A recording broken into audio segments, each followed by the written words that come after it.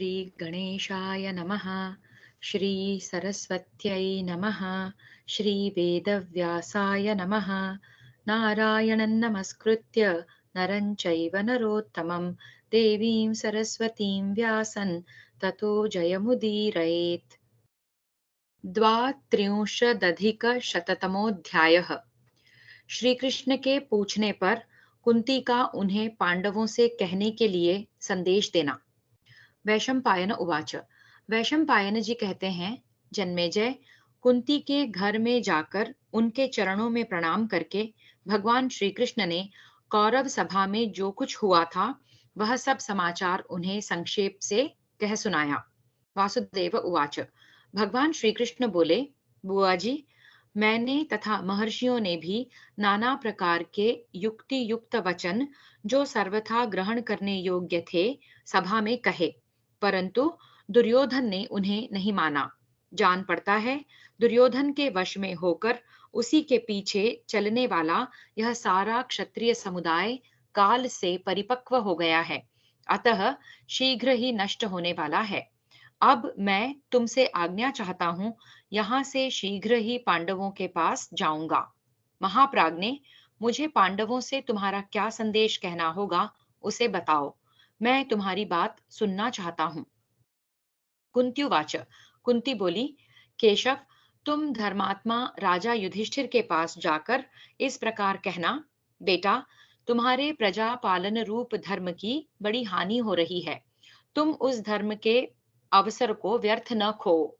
राजन, जैसे वेद के अर्थ को न जानने वाले अज्ञ वेद पाठी की बुद्धि केवल वेद के मंत्रों की आवृत्ति करने में ही नष्ट हो जाती है और केवल मंत्र पाठ मात्र धर्म पर ही दृष्टि रहती है, उसी प्रकार तुम्हारी बुद्धि भी केवल शांति धर्म को ही देखती है। बेटा, ब्रह्मा जी ने तुम्हारे लिए जैसे धर्म की सृष्टि की है उसी पर दृष्टिपात करो। उन्होंने अपनी दोनों भुजाओं से क्षत्रियों को उत्पन्न किया है, अतः क्षत्रिय बाहुबल से ही जीविका चलाने वाले होते हैं। वे युद्ध रूपी कठोर कर्म के लिए रचे गए हैं तथा सदा प्रजा पालन रूपी धर्म में प्रवृत्त होते हैं। मैं इस विषय में एक उदाहरण देती हूँ, जिसे मैंने बड़े बूढ़ों के मुंह से सुन रखा है। पूर्व काल की बात है। धनाध्यक्ष कुबेर राजर्षि मुचुकुंद पर प्रसन्न होकर उन्हें ये सारी पृथ्वी दे रहे थे, परंतु उन्होंने उसे ग्रहण नहीं किया। वे बोले, देव, मेरी इच्छा है कि मैं अपने बाहुबल से उपार्जित राज्य का भोग करूं। इससे कुबेर बड़े प्रसन्न और विस्मित हुए। तदनंतर क्षत्रिय धर्म में तत्पर रहने वाले राजा मुचुकुंद ने अपने बाहुबल से प्राप्त की हुई इस पृथ्वी का न्यायपूर्वक शासन किया। भारत राजा के द्वारा सुरक्षित हुई प्रजा यहाँ जिस धर्म का अनुष्ठान करती है उसका चौथाई भाग उस राजा को मिल जाता है। यदि राजा धर्म का पालन करता है तो उसे देवत्व की प्राप्ति होती है, और यदि वह अधर्म करता है तो नरक में ही पड़ता है। राजा की दंड नीति यदि उसके द्वारा स्वधर्म के अनुसार प्रयुक्त हुई तो वह चारों वर्णों को नियंत्रण में रखती और अधर्म से निवृत्त करती है। यदि राजा दंड नीति के प्रयोग में पूर्णतः न्याय से काम लेता है तो जगत में सत्य युग नामक उत्तम काल आ जाता है। राजा का कारण काल है या काल का कारण राजा है, ऐसा संदेह तुम्हारे मन में नहीं उठना चाहिए, क्योंकि राजा ही काल का कारण होता है। राजा ही सत्ययुग, त्रेता और द्वापर का सृष्टा है। चौथे युग कली के प्रकट होने में भी वही कारण है। अपने सत्कर्मों द्वारा सत्ययुग उपस्थित करने के कारण राजा को अक्षय स्वर्ग की प्राप्ति होती है। त्रेता की प्रवृत्ति करने से भी उसे स्वर्ग की ही प्राप्ति होती है, किंतु अक्षय नहीं होती।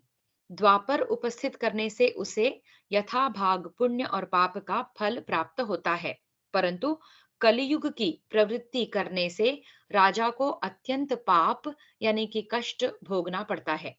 ऐसा करने से वह दुष्कर्मी राजा अनेक वर्षों तक नरक में ही निवास करता है। राजा का दोष जगत को और जगत का दोष राजा को प्राप्त होता है। बेटा, तुम्हारे पिता पितामहों ने जिनका पालन किया है, उन राजधर्मों की ओर ही देखो। तुम जिसका आश्रय लेना चाहते हो, वह राजर्षियों का आचार अथवा राजधर्म नहीं है। जो सदा दया भाव में ही स्थित हो, विह्वल बना रहता है, ऐसे किसी भी पुरुष ने प्रजा पालन जनित किसी पुण्य फल को कभी नहीं प्राप्त किया है। तुम जिस बुद्धि के सहारे चलते हो, उसके लिए न तो तुम्हारे पिता पांडु ने, न मैंने और न पितामह ने ही पहले कभी आशीर्वाद दिया था। अर्थात तुम में वैसी बुद्धि होने की कामना किसी ने नहीं की थी। मैं तो सदा यही मानती हूँ कि तुम्हें यज्ञ, दान, तप, शौर्य, बुद्धि, संतान, महत्व, बल और ओज की प्राप्ति हो। कल्याणकारी ब्राह्मणों की भली भांति आराधना करने पर वे भी सदा देव यज्ञ, पितृ यज्ञ, दीर्घायु, धन और पुत्रों की प्राप्ति के लिए ही आशीर्वाद देते हैं। देवता और पितर अपने उपासकों तथा वंशजों से सदा दान, स्वाध्याय, यज्ञ तथा प्रजा पालन की ही आशा रखते हैं। श्री कृष्ण, मेरा यह कथन धर्म संगत है या अधर्म युक्त, यह तुम स्वभाव से ही जानते हो। तात, वे पांडव उत्तम कुल में उत्पन्न और विद्वान होकर भी इस समय जीविका के अभाव से पीड़ित हैं। भूतल पर विचरने वाले भूखे मानव जहां दानपति शूरवीर क्षत्रिय के समीप पहुंचकर अन्नपान से पूर्णतः संतुष्ट हो अपने घर को जाते हैं, वहां उससे बढ़कर दूसरा धर्म क्या हो सकता है। धर्मात्मा पुरुष जहां राज्य पाकर किसी को दान से, किसी को बल से और किसी को मधुर वाणी द्वारा संतुष्ट करें, इस प्रकार सब ओर से आए हुए लोगों को दान मान आदि से संतुष्ट करके अपना लें। ब्राह्मण भिक्षावृत्ति से जीविका चलावे, क्षत्रिय प्रजा का पालन करे, वैश्य धनोपार्जन करें और शूद्र इन तीनों वर्णों की सेवा करें। युधिष्ठिर, तुम्हारे लिए भिक्षावृत्ति वृत्ति का स्वा तुम्हारे लिए भिक्षावृत्ति का तो सर्वथा निषेध है और खेती भी तुम्हारे योग्य नहीं है। तुम तो दूसरों को क्षति से त्राण देने वाले क्षत्रिय हो। तुम्हें तो बाहुबल से ही जीविका चलानी चाहिए। महाबाहो, तुम्हारा पैतृक राज्य भाग शत्रुओं के हाथ में पड़कर लुप्त हो गया है। तुम साम दान भेद अथवा दंड नीति से पुनः उसका उद्धार करो। शत्रुओं का आनंद बढ़ाने वाले पांडव, इससे बढ़कर दुख की बात और क्या हो सकती है कि मैं तुम्हें जन्म देकर भी बंधु बांधवों से हीन नारी की भांति जीविका के लिए दूसरों के दिए हुए अन्न पिंड की आशा लगाए ऊपर देखती रहती हूँ। अतः तुम राजधर्म के अनुसार युद्ध करो, कायर बनकर अपने बाप दादों का नाम मत डुबाओ और भाइयों सहित पुण्य से वंचित होकर पापमयी गति को न प्राप्त हो। इस प्रकार श्री महाभारत उद्योग पर्व के अंतर्गत भगवत ज्ञान पर्व में कुंती वाक्य विषयक 132वां अध्याय पूरा हुआ। त्रयस्त्रिंशदधिकशततमोऽध्यायः। कुंती के द्वारा विदुलोपाख्यान का आरंभ। विदुला का रणभूमि से भागकर आए हुए अपने पुत्र को कड़ी फटकार देकर पुनः युद्ध के लिए उत्साहित करना। कुंत्युवाच, कुंती बोली, शत्रुओं को संताप देने वाले श्री कृष्ण इस प्रसंग में विद्वान पुरुष विदुला और उसके पुत्र के संवाद रूप इस पुरातन इतिहास का उदाहरण दिया करते हैं। इस इतिहास में जो कल्याणकारी उपदेश हो, उसे तुम युधिष्ठिर के सामने यथावत रूप से फिर कहना।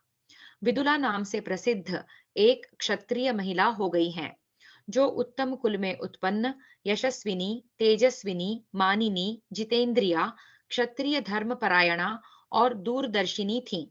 राजाओं की मंडली में उनकी बड़ी ख्याति थी। वे अनेक शास्त्रों को जानने वाली और महापुरुषों के उपदेश सुनकर उससे लाभ उठाने वाली थीं। एक समय उनका पुत्र सिंधुराज से पराजित हो अत्यंत दीन भाव से घर आकर सो रहा था। राजरानी विदुला ने अपने उस औरस पुत्र को इस दशा में देखकर उसकी बड़ी निंदा की। विदुलोवाच, विदुला बोली, अरे, तू मेरे गर्भ से उत्पन्न हुआ है, तो भी मुझे आनंदित करने वाला नहीं है। तू तो शत्रुओं का ही हर्ष बढ़ाने वाला है।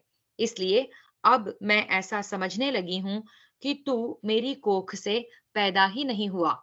तेरे पिता ने तेरे पिता ने भी मुझे तेरे पिता ने भी तुझे उत्पन्न नहीं किया।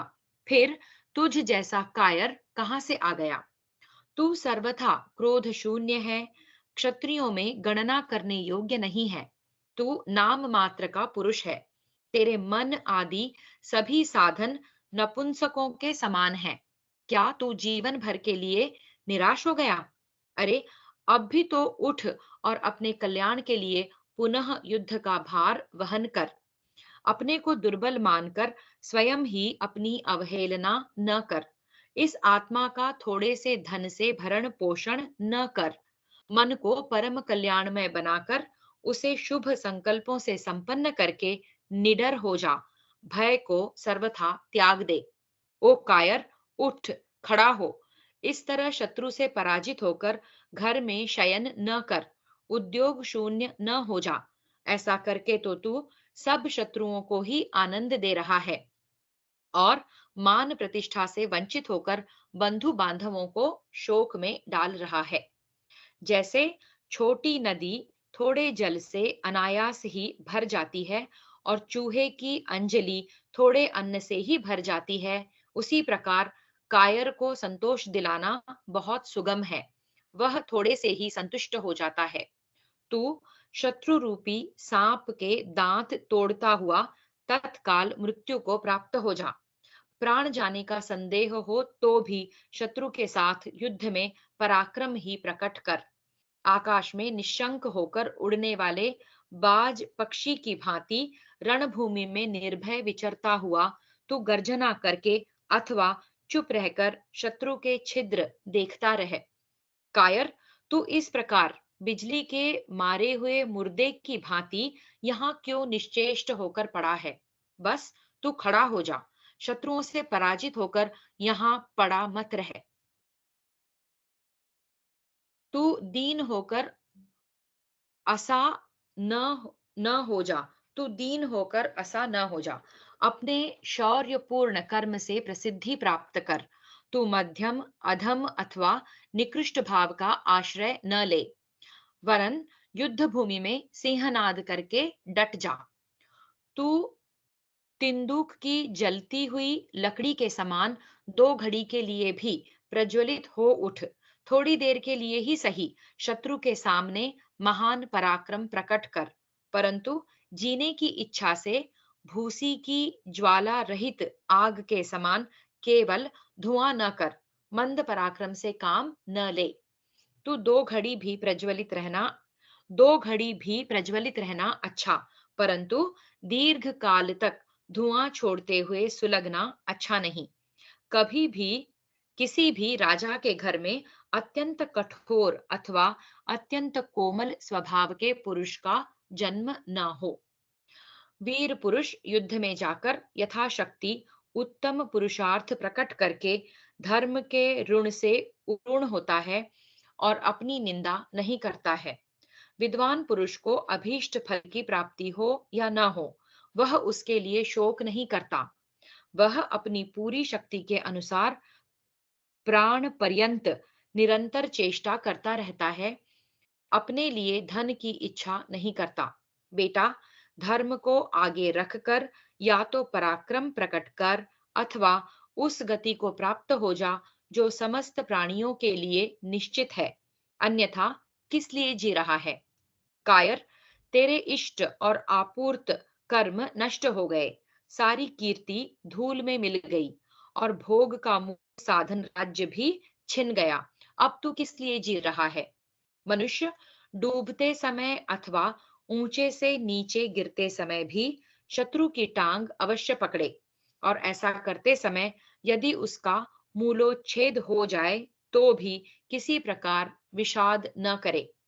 अच्छी जाति के घोड़े न न तो थकते हैं और न शिथिल ही होते हैं। उन्हें इस कार्य को स्मरण करके अपने ऊपर रखे हुए युद्ध आदि के भार को उद्योग पूर्वक वहन करे।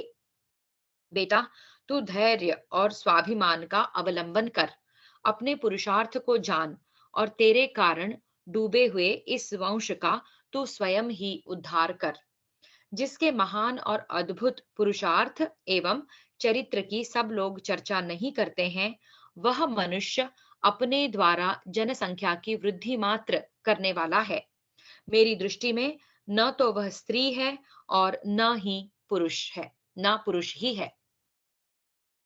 दान, तपस्या, सत्य भाषण, विद्या तथा धनोपार्जन में जिसके सुयश का सर्वत्र बखान नहीं होता है, वह मनुष्य अपनी माता का पुत्र नहीं, मलमूत्र मात्र ही है।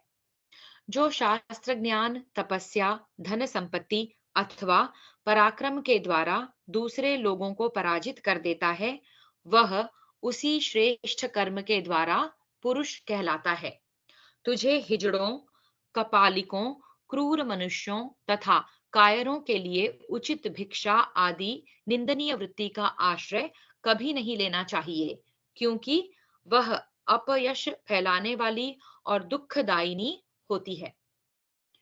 जिस दुर्बल मनुष्य का शत्रु पक्ष के लोग अभिनंदन करते हों, जो सब लोगों के द्वारा अपमानित होता हो, जिसके आसन और वस्त्र निकृष्ट श्रेणी के होते हों, जो थोड़े लाभ से ही संतुष्ट होकर विस्मय प्रकट करता हो, जो सब प्रकार से हीन, क्षुद्र जीवन बिताने वाला और ओछे स्वभाव का हो, ऐसे बंधु को पाकर उसके भाई बंधु सुखी नहीं होते। तेरी कायरता के कारण हम लोग इस राज्य से निर्वासित होने पर संपूर्ण मनोवांछित सुखों से हीन, स्थान भ्रष्ट और अकिंचन हो जीविका के अभाव में ही मर जाएंगे। संजय, तू सत्पुरुषों के बीच में अशोभन कार्य करने वाला है, कुल और वंश की प्रतिष्ठा का नाश करने वाला है। जान पड़ता है तेरे रूप में पुत्र के नाम पर मैंने कली पुरुष को ही जन्म दिया है। संसार की कोई भी नारी ऐसे पुत्र को जन्म न दे जो अमर्ष शून्य, उत्साहहीन, बल और पराक्रम से रहित तथा शत्रुओं का आनंद बढ़ाने वाला हो। अरे, धूम की तरह न उठ, जोर जोर से प्रज्वलित हो जा और वेग पूर्वक आक्रमण करके शत्रु सैनिकों का संहार कर डाल। तू एक मुहूर्त या एक क्षण के लिए भी वैरियों के मस्तक पर जलती हुई आग बनकर छा जा। जिस क्षत्रिय के हृदय में अमर्ष है और जो शत्रुओं के प्रति क्षमा भाव धारण नहीं करता, इतने ही गुणों के कारण वह पुरुष कहलाता है। जो क्षमाशील और अमर्ष शून्य है, वह क्षत्रिय न तो स्त्री है और न पुरुष ही कहलाने योग्य है। संतोष, दया, उद्योग शून्यता और भय, ये संपत्ति का नाश करने वाले हैं। निश्चेष्ट मनुष्य कभी कोई महत्वपूर्ण पद नहीं पा सकता। पराजय के कारण जो लोक में तेरी निंदा और तिरस्कार हो रहे हैं, इन सब दोषों से तू स्वयं ही अपने आप को मुक्त कर और अपने हृदय को लोहे के समान दृढ़ बनाकर पुनः अपने योग्य पद यानी कि राज्य वैभव का अनुसंधान कर। जो पर अर्थात शत्रु का सामना करके उसके वेग को सह लेता है, वही उस पुरुषार्थ के कारण पुरुष कहलाता है। जो इस जगत में स्त्री की भांति भीरुतापूर्ण जीवन बिताता है, उसका पुरुष नाम व्यर्थ कहा गया है। यदि बढ़े हुए तेज और उत्साह वाला शूरवीर एवं सिंह के समान पराक्रमी राजा युद्ध में दैववश वीर गति को प्राप्त हो जाए, तो भी उसके राज्य में प्रजा सुखी ही रहती है। जो अपने प्रिय और सुख का परित्याग करके संपत्ति का अन्वेषण करता है, वह शीघ्र ही अपने मंत्रियों का हर्ष बढ़ाता है। पुत्र उवाच। पुत्र बोला, माँ, यदि तू मुझे न देखे तो यह सारी पृथ्वी मिल जाने पर भी तुझे क्या सुख मिलेगा? मेरे न रहने पर तुझे आभूषणों की भी क्या आवश्यकता होगी? भांति भांति के भोगों और जीवन से भी तेरा क्या प्रयोजन सिद्ध होगा? मातोवाच। विदुला बोली, बेटा, आज क्या भोजन होगा, इस प्रकार की चिंता में पड़े हुए दरिद्रों के जो लोक हैं, वे हमारे शत्रुओं को प्राप्त हों, और सर्वत्र सम्मानित होने वाले पुण्यात्मा पुरुषों के जो लोक हैं, उनमें हमारे हितैषी सुहृद पधारें। संजय, भृत्यहीन, दूसरों के अन्न पर जीने वाले दीन दुर्बल मनुष्यों की वृत्ति का अनुसरण न कर। तात, जैसे सब प्राणियों की जीविका मेघ के अधीन है, तथा जैसे सब देवता इंद्र के आश्रित होकर जीवन धारण करते हैं, उसी प्रकार ब्राह्मण तथा हितैषी सुहृद तेरे सहारे जीवन निर्वाह करें। संजय, पके फल वाले वृक्ष के समान जिस पुरुष का आश्रय लेकर सब प्राणी जीविका चलाते हैं, उसी का जीवन सार्थक है। जैसे इंद्र के पराक्रम से सब देवता सुखी रहते हैं, उसी प्रकार जिस शूरवीर पुरुष के बल और पुरुषार्थ से उसके भाई बंधु सुख पूर्वक उन्नति करते हैं, इस संसार में उसी का जीवन श्रेष्ठ है। जो मनुष्य अपने बाहुबल का आश्रय लेकर उत्कृष्ट जीवन व्यतीत करता है, वही इस लोक में उत्तम कीर्ति और परलोक में भी शुभ गति पाता है। इस प्रकार श्री महाभारत उद्योग पर्व के अंतर्गत भगवत ज्ञान पर्व में विदुला का अपने पुत्र को उपदेश विषयक 133वां अध्याय पूरा हुआ। चतुस्त्रिंशदधिकशततमोऽध्यायः। विदुला का अपने पुत्र को युद्ध के लिए उत्साहित करना। विदुलोवाच। विदुला बोली, संजय, यदि तू इस दशा में पौरुष को छोड़ देने की इच्छा करता है, तो शीघ्र ही नीच पुरुषों के मार्ग पर जा पहुंचेगा। जो क्षत्रिय अपने जीवन के लोभ से यथाशक्ति पराक्रम प्रकट करके अपने तेज का परिचय नहीं देता है, उसे सब लोग चोर मानते हैं। जैसे मरणासन्न पुरुष को कोई भी दवा लागू नहीं होती, उसी प्रकार ये युक्ति युक्त गुणकारी और सार्थक वचन भी तेरे हृदय तक पहुंच नहीं पाते हैं। यह कितने दुख की बात है।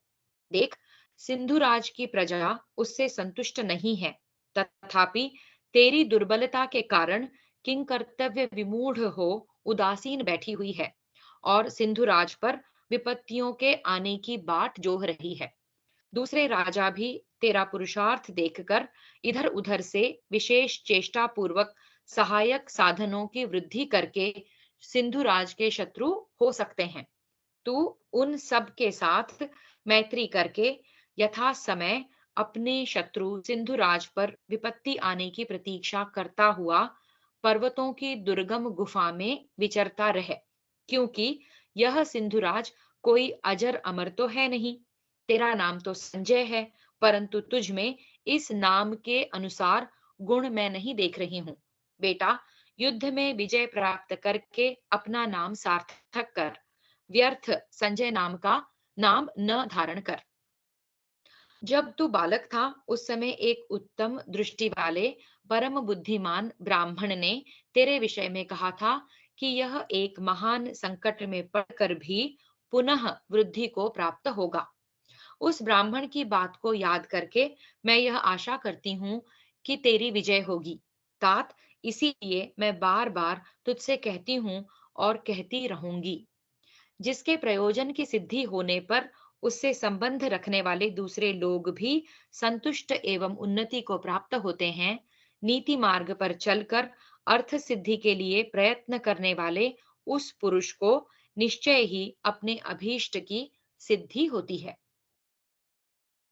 संजय, युद्ध से हमारे पूर्वजों का अथवा मेरा कोई लाभ हो या हानि, युद्ध करना क्षत्रियों का धर्म है, ऐसा समझकर उसी में मन लगा, युद्ध बंद न कर। जहां आज के लिए और कल सवेरे के लिए भी भोजन दिखाई नहीं देता, उससे बढ़कर महान पापपूर्ण कोई दूसरी अवस्था नहीं है। ऐसा शंबरासुर का कथन है। जिसका नाम दरिद्रता है, उसे पति और पुत्र के वध से भी अधिक दुखदायक बताया गया है। दरिद्रता मृत्यु का समानार्थक शब्द है।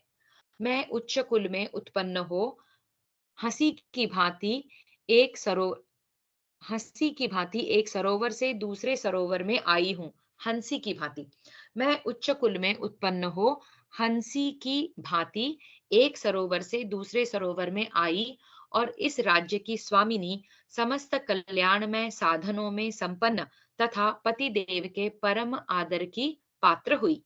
पूर्व काल में मेरे सुहृदों ने जब मुझे सगे संबंधियों के बीच बहुमूल्य हार एवं आभूषणों से विभूषित तथा परम सुंदर स्वच्छ वस्त्रों से आच्छादित देखा, तब उन्हें बड़ा हर्ष हुआ। संजय, अब जिस समय तू मुझे और अपनी पत्नी को चिंता के कारण अत्यंत दुर्बल देखेगा, उस समय तुझे जीवित रहने की इच्छा नहीं होगी। जब सेवा का काम करने वाले दास, भरण पोषण पाने वाले कुटुंबी, आचार्य, ऋत्विक और पुरोहित जीविका के अभाव में हमें छोड़कर जाने लगेंगे, उस समय उन्हें देखकर तुझे जीवन धारण का कोई प्रयोजन नहीं दिखाई देगा। यदि पहले के समान आज भी मैं तेरे यश की वृद्धि करने वाले प्रशंसनीय कर्मों को नहीं देखूंगी, तो मेरे हृदय को क्या शांति मिलेगी? यदि किसी ब्राह्मण के मांगने पर मैं उसकी अभीष्ट वस्तु के लिए ना ही कर दूंगी, तो उसी समय मेरा हृदय विदीर्ण हो जाएगा। आज तक मैंने या मेरे पति देव ने किसी ब्राह्मण से ना ही नहीं की है। हम सदा लोगों के आश्रयदाता रहे हैं, दूसरों के आश्रित कभी नहीं रहे। परंतु अब यदि दूसरे का आश्रय लेकर जीवन धारण करना पड़े, तो मैं ऐसे जीवन का परित्याग ही कर दूंगी। बेटा, अपार समुद्र में डूबते हुए हम लोगों को तू पार लगाने वाला हो। नौका विहीन अगाध जल राशि महान संकट में तू हमारे लिए नौका हो जा। हमारे लिए कोई स्थान नहीं रह गया है। तू स्थान बन जा और हम मृत प्राय हो रहे हैं। तू हमें जीवन दान कर। तू स्थान बन जा और हम मृत प्राय हो रहे हैं। तू हमें जीवन दान कर। यदि तुझे जीवन के प्रति अधिक आसक्ति ना हो, तो तू अपने सभी शत्रुओं को परास्त कर सकता है। और यदि इस प्रकार विषादग्रस्त एवं हतोत्साह होकर ऐसी कायरों की सी वृत्ति अपना रहा है, तो तुझे इस पापपूर्ण जीविका को त्याग देना चाहिए। एक शत्रु का वध करने से ही शूरवीर पुरुष संपूर्ण विश्व में विख्यात हो जाता है। देवराज इंद्र केवल वृत्रासुर का वध करके ही महेंद्र नाम से प्रसिद्ध हो गए। उन्हें रहने के लिए इंद्र भवन प्राप्त हुआ और लोगों के अधीश्वर हो गए। पुरुष युद्ध में अपना नाम सुनाकर कवचधारी शत्रुओं को ललकार कर सेना के अग्रभाग को खदेड़कर अथवा शत्रु पक्ष के किसी श्रेष्ठ पुरुष का वध करके जब ही उत्तम युद्ध के द्वारा महान यश प्राप्त कर लेता है, तभी उसके शत्रु व्यथित होते और उसके सामने मस्तक झुकाते हैं। कायर मनुष्य विवश हो युद्ध में अपने शरीर का त्याग करके युद्ध कुशल शूरवीर को संपूर्ण मनोरथों की प्राप्ति करने वाली अपनी समृद्धियों के द्वारा तृप्त करते हैं।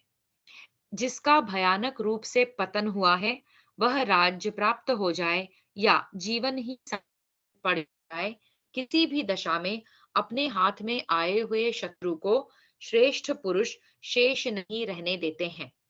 युद्ध को स्वर्ग द्वार के सदृश उत्तम गति अथवा अमृत के सदृश राज्य की प्राप्ति का एकमात्र मार्ग मानकर तू जलते हुए काठ की भांति शत्रुओं पर टूट पड़। राजन, तू युद्ध में शत्रुओं को मार और अपने धर्म का पालन कर। शत्रुओं को बढ़ाने वाले तुझ पुत्र को मैं अत्यंत दीन या कायर के रूप में न देखूं।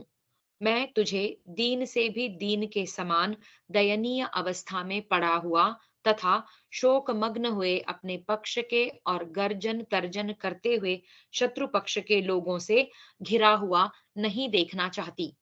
तू सौवीर देश की कन्याओं यानी कि अपनी पत्नियों के साथ हर्ष का अनुभव कर। पहले की भांति अपने धन की अधिकता के लिए गर्व कर। विपत्ति में पड़कर सिंधु देशीय यानी कि शत्रु देश की कन्याओं के वश में न हो जा। तू रूप यौवन विद्या और कुलीनता से संपन्न है, यशस्वी तथा लोक में विख्यात है। तुझ जैसा वीर पुरुष यदि पराक्रम के अवसर पर डर जाए, भार ढोने के समय बिना नथे हुए बैल के समान बैठ बैठा रहे या भाग जाए, तो मैं इसे तेरा मरण ही समझती हूँ। यदि मैं यह देखूं कि तू शत्रु से मीठी मीठी बातें करता तथा उसके पीछे पीछे जाता है, तो मेरे हृदय में क्या शांति मिलेगी?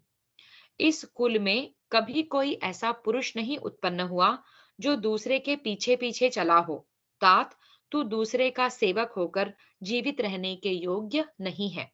स्वयं विधाता ने जिसकी सृष्टि की है, प्राचीन और अत्यंत प्राचीन पुरुषों ने जिसका वर्णन किया है, परवर्ती और अति परवर्ती सत्पुरुष जिसका वर्णन करेंगे, तथा जो चिरंतन एवं अविनाशी है, उस सनातन और उत्तम क्षत्रिय हृदय को मैं जानती हूँ। इस जगत में जो कोई भी क्षत्रिय उत्पन्न हुआ है और क्षत्रिय धर्म को जानने वाला है, वह भय से अथवा आजीविका की ओर दृष्टि रखकर भी किसी के सामने नतमस्तक नहीं हो सकता। सदा उद्यम करे, किसी के आगे सिर न झुकावे। उद्यम ही पुरुषार्थ है। असमय में नष्ट भले ही हो जाए, परंतु किसी के आगे नतमस्तक न हो। संजय, महामनस्वी क्षत्रिय मदमत्त हाथी के समान सर्वत्र निर्भय विचरण करे और सदा ब्राह्मणों को तथा धर्म को ही नमस्कार करे। हो अथवा असहाय, वह अन्य वर्ण के लोगों को काबू में रखता और समस्त पापियों को दंड देता हुआ जीवन भर वैसा ही उद्यमशील बना रहे। इस प्रकार श्री महाभारत उद्योग पर्व के अंतर्गत भगवत ज्ञान पर्व में विदुला का अपने पुत्र को उपदेश विषयक 134वां अध्याय पूरा हुआ। पंचत्रिंशदधिकशततमोऽध्यायः। विदुला और उसके पुत्र का संवाद। विदुला के द्वारा कार्य में सफलता प्राप्त करने तथा शत्रु वशीकरण के उपायों का निर्देश। पुत्र उवाच, पुत्र बोला, माँ, तेरा हृदय तो ऐसा जान पड़ता है मानो काले लोह पिंड को ठोक पीट कर बनाया गया हो। तू मेरी माता होकर भी इतनी निर्दय है। तेरी बुद्धि वीरों के समान है और तू सदा अमर्ष में भरी रहती है। अहो, क्षत्रियों का आचार व्यवहार कैसा आश्चर्यजनक है, जिसमें स्थित होकर तू मुझे इस प्रकार युद्ध में लगा रही है, मानो मैं दूसरे का बेटा हूं और तू दूसरे की माँ हो। मुझ इकलौते पुत्र से तू ऐसी निष्ठुर बातें कहे, आश्चर्य है। मुझे न देखने पर यह सारी पृथ्वी भी तुझे मिल जाए, तो इससे तुझे क्या सुख मिलेगा? मैं विशेषतः तेरा प्रिय पुत्र यदि युद्ध में मारा जाऊं, तो तुझे आभूषणों से, भोग सामग्रियों से तथा अपने जीवन से भी कौन सा सुख प्राप्त होगा? मातोवाच, माता बोली, तात संजय, विद्वानों की सारी अवस्था भी धर्म और अर्थ के निमित्त ही होती है। उन्हीं दोनों की ओर दृष्टि रखकर मैंने भी तुझे युद्ध के लिए प्रेरित किया है। यह तेरे लिए दर्शनीय पराक्रम करके दिखाने का मुख्य समय प्राप्त हुआ है। ऐसे समय में भी यदि तू अपने कर्तव्य का पालन नहीं करेगा और तुझसे जैसी संभावना थी उसके विपरीत स्वभाव का परिचय देकर शत्रुओं के प्रति क्रूरतापूर्ण बर्ताव नहीं करेगा, तो उस दशा में सब ओर तेरा अपयश फैल जाएगा। संजय, ऐसे अवसर पर भी यदि मैं तुझे कुछ न कहूं, तो मेरा वह वात्सल्य गदही के स्नेह के समान शक्तिहीन तथा निरर्थक होगा। अतः वत्स, साधु पुरुष जिसकी निंदा करते हैं और मूर्ख मनुष्य ही जिस पर चलते हैं, उस मार्ग को त्याग दे। प्रजा ने जिसका आश्रय ले रखा है वह तो बड़ी भारी अविद्या ही है। प्रजा ने जिसका आश्रय ले रखा है वह तो बड़ी भारी अविद्या ही है। तू तो मुझे तभी प्रिय हो सकता है जब तेरा आचरण सत्पुरुषों के योग्य हो जाए। धर्म अर्थ और गुणों से युक्त देवलोक तथा मनुष्य लोक में भी उपयोगी और सत्पुरुषों द्वारा आचरण में लाए हुए सत्कर्म से ही तू मेरा प्रिय हो सकता है। इसके विपरीत असत कर्म से किसी प्रकार भी तू मुझे प्रिय नहीं हो सकता। बेटा, जो इस प्रकार विनय शून्य एवं अशिक्षित पौत्र से हर्ष को प्राप्त होता है तथा उद्योग रहित दुर्विनीत एवं दुर्बुद्धि पुत्र से सुख मानता है, उसका संतानोत्पादन व्यर्थ है, क्योंकि वे अयोग्य पुत्र पौत्र पहले तो कर्म ही नहीं करते हैं और यदि करते हैं तो निंदित कर्म ही करते हैं। इससे वे अधम मनुष्य न तो इस लोक में सुख पाते हैं और न परलोक में ही। संजय, इस लोक में युद्ध एवं विजय के लिए ही विधाता ने क्षत्रिय की सृष्टि की है। वह विजय प्राप्त करे या युद्ध में मारा जाए, सभी दशाओं में उसे इंद्रलोक की प्राप्ति होती है। पुण्यमय स्वर्ग लोक के इंद्र भवन में भी वह सुख नहीं मिलता जिसे क्षत्रिय वीर शत्रुओं को वश में करके सानंद अनुभव करता है। अतएव जो मनस्वी क्षत्रिय अनेक बार पराजित हो, क्रोध से दग्ध हो रहा हो, वह अवश्य ही विजय की इच्छा से शत्रुओं पर आक्रमण करे। फिर तो वह अपने शरीर का परित्याग करके अथवा शत्रु को मार गिराकर ही शांति लाभ करता है। इसके सिवा दूसरे किसी प्रकार से उसे कैसे शांति प्राप्त हो सकती है? बुद्धिमान पुरुष इस जगत में अत्यंत अल्प मात्रा में अप्रिय की इच्छा करता है। लोक में जिसका प्रिय अल्प होता है, उसका अप्रिय भी निश्चय ही अल्प होगा। प्रिय के अभाव में मनुष्य की शोभा नहीं होती है। जैसे गंगा समुद्र में जाकर विलुप्त हो जाती है, उसी प्रकार वह अभावग्रस्त पुरुष भी निश्चय ही लुप्त हो जाता है। पुत्र उवाच। पुत्र ने कहा, माँ, तुझे अपने मुख से ऐसा विचार नहीं व्यक्त करना चाहिए। अतः तुम जड़ और मूक की भांति होकर मुझ अपने पुत्र को विशेष रूप से करुणापूर्ण दृष्टि से ही देखो। मातोवाच। माता बोली, तेरे इस कथन से मुझे बड़ी प्रसन्नता हुई है। तू इस प्रकार विचार तो करता है। मुझे मेरे कर्तव्य पुत्र पर दया दृष्टि करने की प्रेरणा दे रहा है। इसलिए मैं भी तुझे बार बार तेरा कर्तव्य सुझा रही हूँ। जब तू सिंधु देश के समस्त योद्धाओं को मारकर आएगा, उस समय मैं तेरा स्वागत करूंगी। मुझे विश्वास है कि बड़े कष्ट से प्राप्त होने वाली तेरी विजय मैं अवश्य देखूंगी। पुत्र उवाच। पुत्र बोला, माँ, मेरे पास न तो खजाना है और न सहायता करने वाले सैनिक ही हैं। फिर मुझे विजय रूप अभीष्ट की सिद्धि कैसे प्राप्त होगी?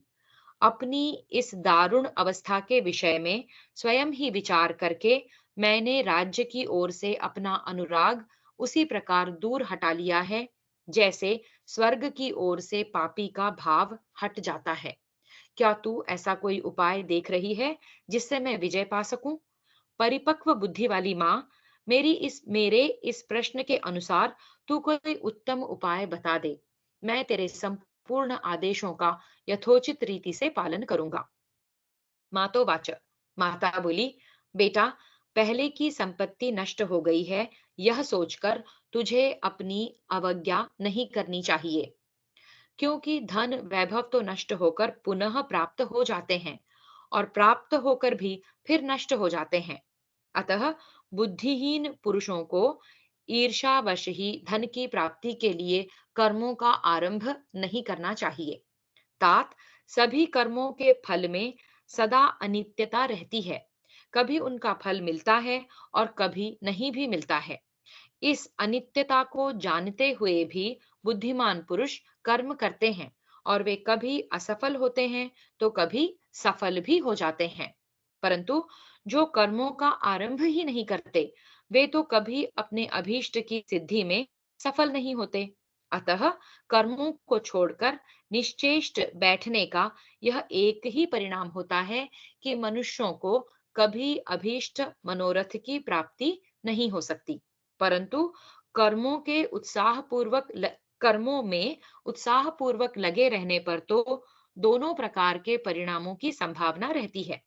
कर्मों का वांछनीय फल प्राप्त भी हो सकता है और नहीं भी। राजकुमार, जिसे पहले से ही सभी पदार्थों की अनित्यता का ज्ञान होता है, वह ज्ञानी पुरुष अपने प्रतिकूल शत्रु की उन्नति और अपनी अवनति से प्राप्त हुए दुख का विचार द्वारा निवारण कर सकता है। सफलता होगी ही, ऐसा मन में दृढ़ विश्वास लेकर निरंतर विषाद रहित होकर तुझे उठना, सजग होना और ऐश्वर्य की प्राप्ति कराने वाले कर्मों में लग जाना चाहिए।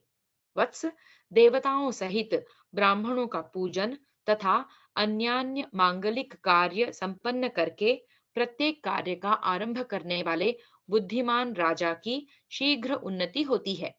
जैसे सूर्य अवश्य ही पूर्व दिशा का आश्रय ले उसे प्रकाशित करते हैं, उसी प्रकार राजलक्ष्मी पूर्वोक्त राजाओं को सब ओर से प्राप्त होकर उसे यश एवं तेज से संपन्न कर देती है। बेटा, मैंने तुझे अनेक प्रकार के दृष्टांत, बहुत से उपाय और कितने ही उत्साहजनक वचन सुनाए हैं। लोक वृत्तांत का भी बारंबार दिग्दर्शन कराया है। अब तू पुरुषार्थ कर, मैं तेरा पराक्रम देखूंगी। तुझे यहाँ अभीष्ट पुरुषार्थ प्रकट करना चाहिए।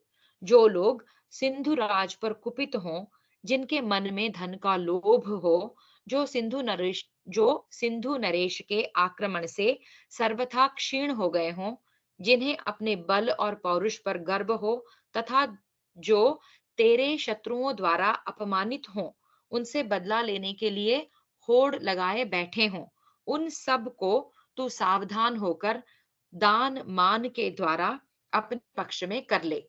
इस प्रकार तू बड़े से बड़े समुदाय को फोड़ लेगा। ठीक उसी तरह जैसे महान वेगशाली वायु वेग पूर्वक उठकर बादलों को छिन्न भिन्न कर देती है। तू उन्हें अग्रमी वेतन दे दिया कर। प्रतिदिन प्रातःकाल सोकर उठ जा और सबके साथ प्रिय वचन बोल। ऐसा करने से वे अवश्य तेरा प्रिय करेंगे और निश्चय ही तुझे अपना अगुआ बना लेंगे।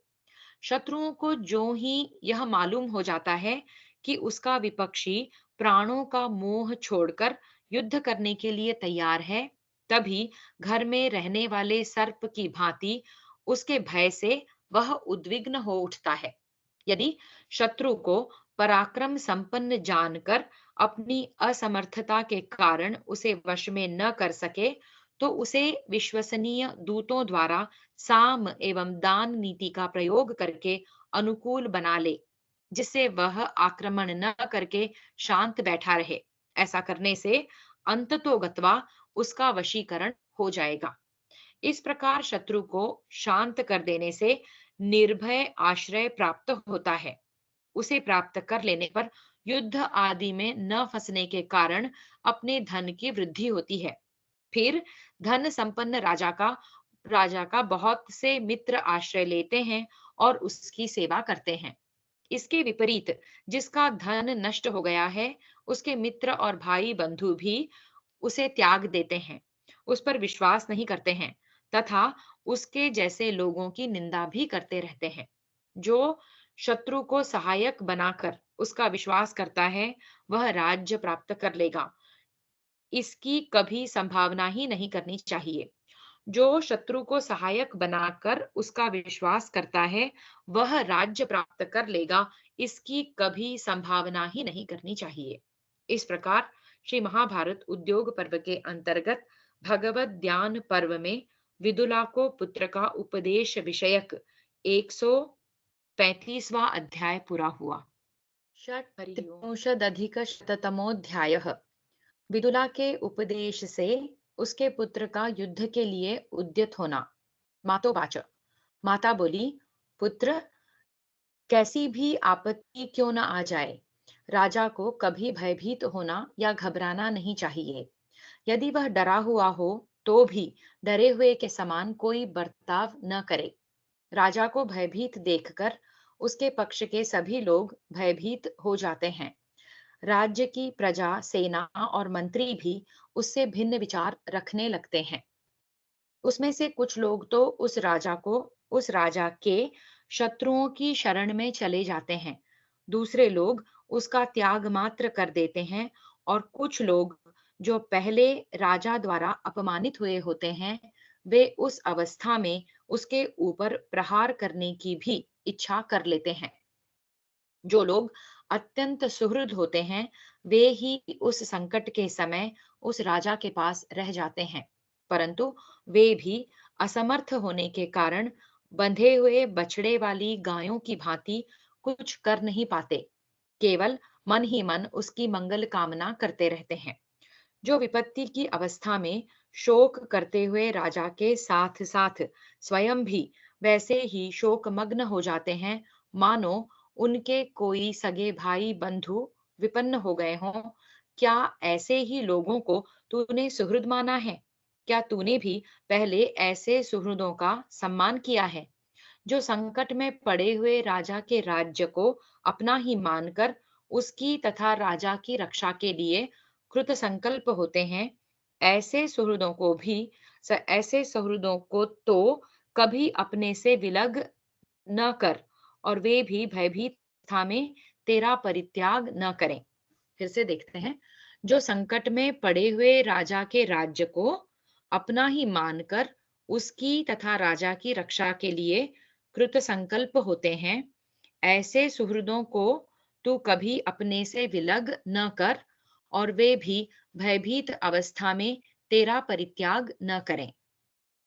मैं तेरे प्रभाव, पुरुषार्थ और बुद्धि बल को जानना चाहती थी। अतः तुझे आश्वासन देते हुए तेरे तेज यानी कि उत्साह की वृद्धि के लिए मैंने उपर्युक्त बातें कही हैं। संजय, यदि मैं यह सब ठीक कह रही हूँ और यदि तू भी मेरी इन बातों को ठीक समझ रहा है, तो अपने आप को उग्र सा बनाकर विजय के लिए खड़ा हो। अभी हम लोगों के पास बड़ा भारी खजाना है, जिसका तुझे पता नहीं है। उसे मैं ही जानती हूँ, दूसरा नहीं। वह खजाना मैं तुझे सौंपती हूँ। वीर संजय, अभी तो तेरे सैकड़ों सुहृद हैं। वे सभी सुख दुख को सहन करने वाले तथा युद्ध से पीछे न हटने वाले हैं। शत्रुसूदन, जो पुरुष अपनी उन्नति चाहता है और शत्रु के हाथ से अपनी अभीष्ट संपत्ति को हर लेना हर लाना चाहता है। शत्रुसूदन, जो पुरुष अपनी उन्नति चाहता है और शत्रु के हाथ से अपनी अभीष्ट संपत्ति को हर लाना चाहता है, उसके सहायक और मंत्री पूर्वोक्त गुणों से युक्त सुहृद हुआ करते हैं। कुंती बोली, श्री कृष्ण, संजय का हृदय यद्यपि बहुत दुर्बल था, तो भी विदुला का वह विचित्र अर्थ, पद और अक्षरों से युक्त वचन सुनकर उसका तमोगुण जनित भय और विषाद भाग गया। पुत्र उवाच, पुत्र बोला, माँ, मेरा यह राज्य शत्रु रूपी जल में डूब गया है। अब मुझे उसका उद्धार करना है, नहीं तो युद्ध में शत्रुओं का सामना करते हुए अपने प्राणों का विसर्जन कर देना है। जब मुझे भावी वैभव का दर्शन कराने वाली तुझ जैसी संचालिका प्राप्त है, तब मुझ में ऐसा साहस होना ही चाहिए। मैं बराबर तेरी नई नई बातें सुनना चाहता था, इसलिए बारंबार बीच बीच में कुछ कुछ बोलकर फिर मौन हो जाता था। तेरे यह अमृत के समान वचन बड़ी कठिनाई से सुनने को मिले थे। उन्हें सुनकर मैं तृप्त नहीं हुआ था। यह देखो, अब मैं शत्रुओं का दमन और विजय की प्राप्ति करने के लिए बंधु बांधवों के साथ उद्योग कर रहा हूँ। कुंत्युवाच, कुंती कहती है, श्री कृष्ण, माता के वाग बाणों से बिध कर और तिरस्कृत होकर चाबुक की मार खाए हुए अच्छे घोड़े के समान संजय ने माता के उस समस्त उपदेश का यथावत रूप से पालन किया। यह उत्तम उपाख्यान वीरों के लिए अत्यंत उत्साहवर्धक और कायरों के लिए भयंकर है। यदि कोई राजा शत्रु से पीड़ित होकर दुखी एवं हताश हो रहा हो, तो मंत्री को चाहिए कि उसे यह प्रसंग सुनाए। यह जय नामक इतिहास है। विजय की इच्छा रखने वाले पुरुष को इसका श्रवण करना चाहिए। इसे सुनकर युद्ध में जाने वाला राजा शीघ्र ही पृथ्वी पर विजय पाता है और शत्रुओं को रौंद डालता है। यह आख्यान पुत्र की प्राप्ति कराने वाला है तथा साधारण पुरुष में वीर भाव उत्पन्न करने वाला है। यदि गर्भवती स्त्री इसे बारंबार सुने तो वह निश्चय ही वीर पुत्र को जन्म देती है। इसे सुनकर प्रत्येक क्षत्राणी, विद्याशूर, तपःशूर, दानशूर, तपस्वी, ब्राह्मी शोभा से संपन्न, साधुवाद के योग्य, तपस्वी, बलवान, परम सौभाग्यशाली, महारथी, धैर्यवान, दुर्धर्ष विजयी, किसी से भी पराजित न होने वाले, दुष्टों का दमन करने वाले, धर्मात्माओं के रक्षक तथा सत्य पराक्रमी वीर पुत्र को उत्पन्न करती है। इस प्रकार श्री महाभारत उद्योग पर्व के अंतर्गत भगवत ज्ञान पर्व में विदुला के द्वारा पुत्र को दिए जाने वाले उपदेश का समाप्ति विषयक 136वां अध्याय पूरा हुआ। सप्तत्रिंशदधिकशततमोऽध्यायः। कुंती का पांडवों के लिए संदेश देना और श्री कृष्ण का उनसे विदा लेकर उपप्लव्य नगर में जाना। कुंतीवाच।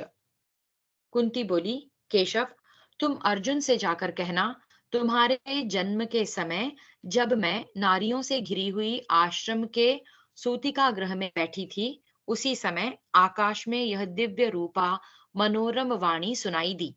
कुंती, तेरा यह पुत्र इंद्र के समान पराक्रमी होगा। यह भीमसेन के साथ रहकर युद्ध में आए हुए समस्त कौरवों को जीत लेगा और शत्रु समुदाय को व्याकुल कर देगा। तेरा यह पुत्र भगवान श्री कृष्ण के साथ रहकर इस भूमंडल को जीत लेगा।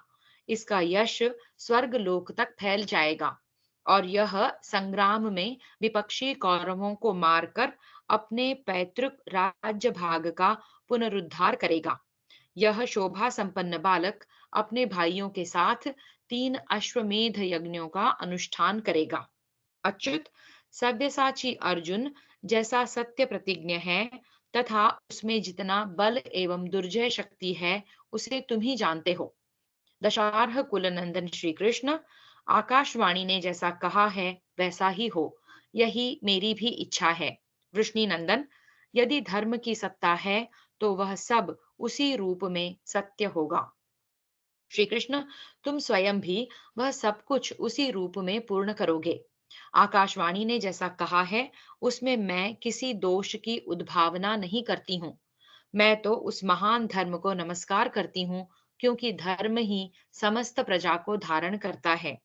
तुम अर्जुन से तथा युद्ध के लिए सदा उद्यत रहने वाले भीमसेन से भी जाकर कहना, क्षत्राणी जिसके लिए पुत्र को जन्म देती है, उसका यह उपयुक्त अवसर आ गया है। श्रेष्ठ मनुष्य किसी से वैर ठन जानकर उत्साहहीन नहीं होते। शत्रु दमन श्री कृष्ण, तुम्हें भीमसेन का विचार तो सदा से ज्ञात ही है। वह जब तक शत्रुओं का अंत नहीं कर लेगा तब तक शांत नहीं होगा। माधव, श्री कृष्ण, तुम सब धर्मों को विशेष रूप से जानने वाली महात्मा पांडु की पुत्र वधु कल्याणमयी यशस्विनी द्रौपदी से कहना, बेटी, तू परम सौभाग्यशाली यशस्वी कुल में उत्पन्न हुई है। तूने मेरे सभी पुत्रों के साथ जो धर्मानुसार यथोचित बर्ताव किया है, यह तेरे ही योग्य है। पुरुषोत्तम, तदनंतर क्षत्रिय धर्म में तत्पर रहने वाले दोनों माद्री कुमारों से भी मेरा यह संदेश कहना, वीरों, तुम प्राणों की बाजी लगाकर भी अपने पराक्रम से प्राप्त हुए भोगों का भी उपभोग करो। क्षत्रिय धर्म से निर्वाह करने वाले मनुष्य के मन को पराक्रम द्वारा प्राप्त किए हुए पदार्थ ही सदा संतुष्ट रखते हैं। पांडवों, सब प्रकार से धर्म की वृद्धि करने वाले तुम सब लोगों के देखते देखते पांचाल राजकुमारी द्रौपदी को जो कटु वचन सुनाए गए हैं उन्हें कौन वीर क्षमा कर सकता है? श्री कृष्ण, मुझे राज्य के छिन जाने का उतना दुख नहीं है। जुए में हारने और पुत्रों को वनवास होने का भी मेरे मन में इतना महान दुख नहीं है। परंतु भरी सभा में मेरी सुंदरी युवती पुत्रवधू द्रौपदी ने रोते हुए जो दुर्योधन के कटु वचन सुने थे, वही मेरे लिए महान दुख का कारण बन गया है। क्षत्रिय धर्म में सदा तत्पर रहने वाली मेरी सर्वांग सुंदरी सती साध्वी बहु कृष्णा उन दिनों रजस्वला अवस्था में थी। वह सब प्रकार से सनाथ थी, तो भी उस दिन कौरव सभा में उसे कोई रक्षक नहीं मिला। वह अनाथ सी रोती हुई अपमान सह रही थी। महाबाहो, समस्त शस्त्रधारियों में श्रेष्ठ पुरुष सिंह अर्जुन से कहना कि तुम द्रौपदी के इच्छित पथ पर चलो। श्री कृष्ण, तुम तो अच्छी तरह जानते ही हो कि भीमसेन और अर्जुन कुपित हो जाएं तो वे यमराज तथा अंतक के समान भयंकर हो जाते हैं और देवताओं को भी यमलोक पहुंचा सकते हैं। जुए के समय द्रौपदी को जो सभा में जाना पड़ा और कौरव वीरों के सामने ही दुर्योधन और दुशासन ने जो उसे गालियां दी, वह सब भीमसेन और अर्जुन का ही तिरस्कार है। मैं पुनः उसकी याद दिला देती हूँ। जनार्दन, तुम मेरी ओर से द्रौपदी और पुत्रों सहित पांडवों से कुशल पूछना और फिर मुझे भी सकुशल बताना। जाओ, तुम्हारा मार्ग मंगलमय हो। मेरे पुत्रों की रक्षा करना। वैशंपायन उवाच। वैशंपायन जी कहते हैं, जन्मेजय, तदनंतर महाबाहु श्री कृष्ण ने कुंती देवी को प्रणाम करके अपनी परिक्रमा भी की, उनकी परिक्रमा भी की। जन्मेजय, तदनंतर महाबाहु श्री कृष्ण ने कुंती देवी को प्रणाम करके उनकी परिक्रमा भी की और फिर सिंह के समान मस्तानी चाल से वहां से निकल गए। फिर भीष्म आदि प्रधान कुरुवंशियों को उन्होंने विदा कर दिया और कर्ण को रथ पर बिठाकर सात्यकी के साथ वहां से प्रस्थान किया। दशार्ह कुलभूषण श्री कृष्ण के चले जाने पर सब कौरव आपस में मिले और उनके अत्यंत अद्भुत एवं महान आश्चर्यजनक बल वैभव की चर्चा करने लगे। वे बोले, यह सारी पृथ्वी मृत्युपाश में अबाध हो मोहाच्छन्न हो गई है। जान पड़ता है दुर्योधन की मूर्खता से इसका विनाश हो जाएगा। उधर पुरुषोत्तम भगवान श्री कृष्ण जब नगर से निकलकर उपप्लव्य की ओर चले, तब उन्होंने दीर्घ काल तक कर्ण के साथ मंत्रणा की। फिर राधा नंदन कर्ण को विदा करके संपूर्ण यदुकुल को आनंदित करने वाले श्री कृष्ण ने तुरंत ही बड़े वेग से अपने रथ के घोड़े हंकवाए। दारूक के हाँकने पर वे महान वेगशाली अश्व मन और वायु के समान तीव्र गति से आकाश को पीते हुए से चले। उन्होंने शीघ्रगामी बाज पक्षी की भांति उस विशाल पथ को तुरंत ही तय कर लिया और शारंग धनुष्य धारण करने वाले भगवान श्री कृष्ण को उपप्लव्य नगर में पहुंचा दिया।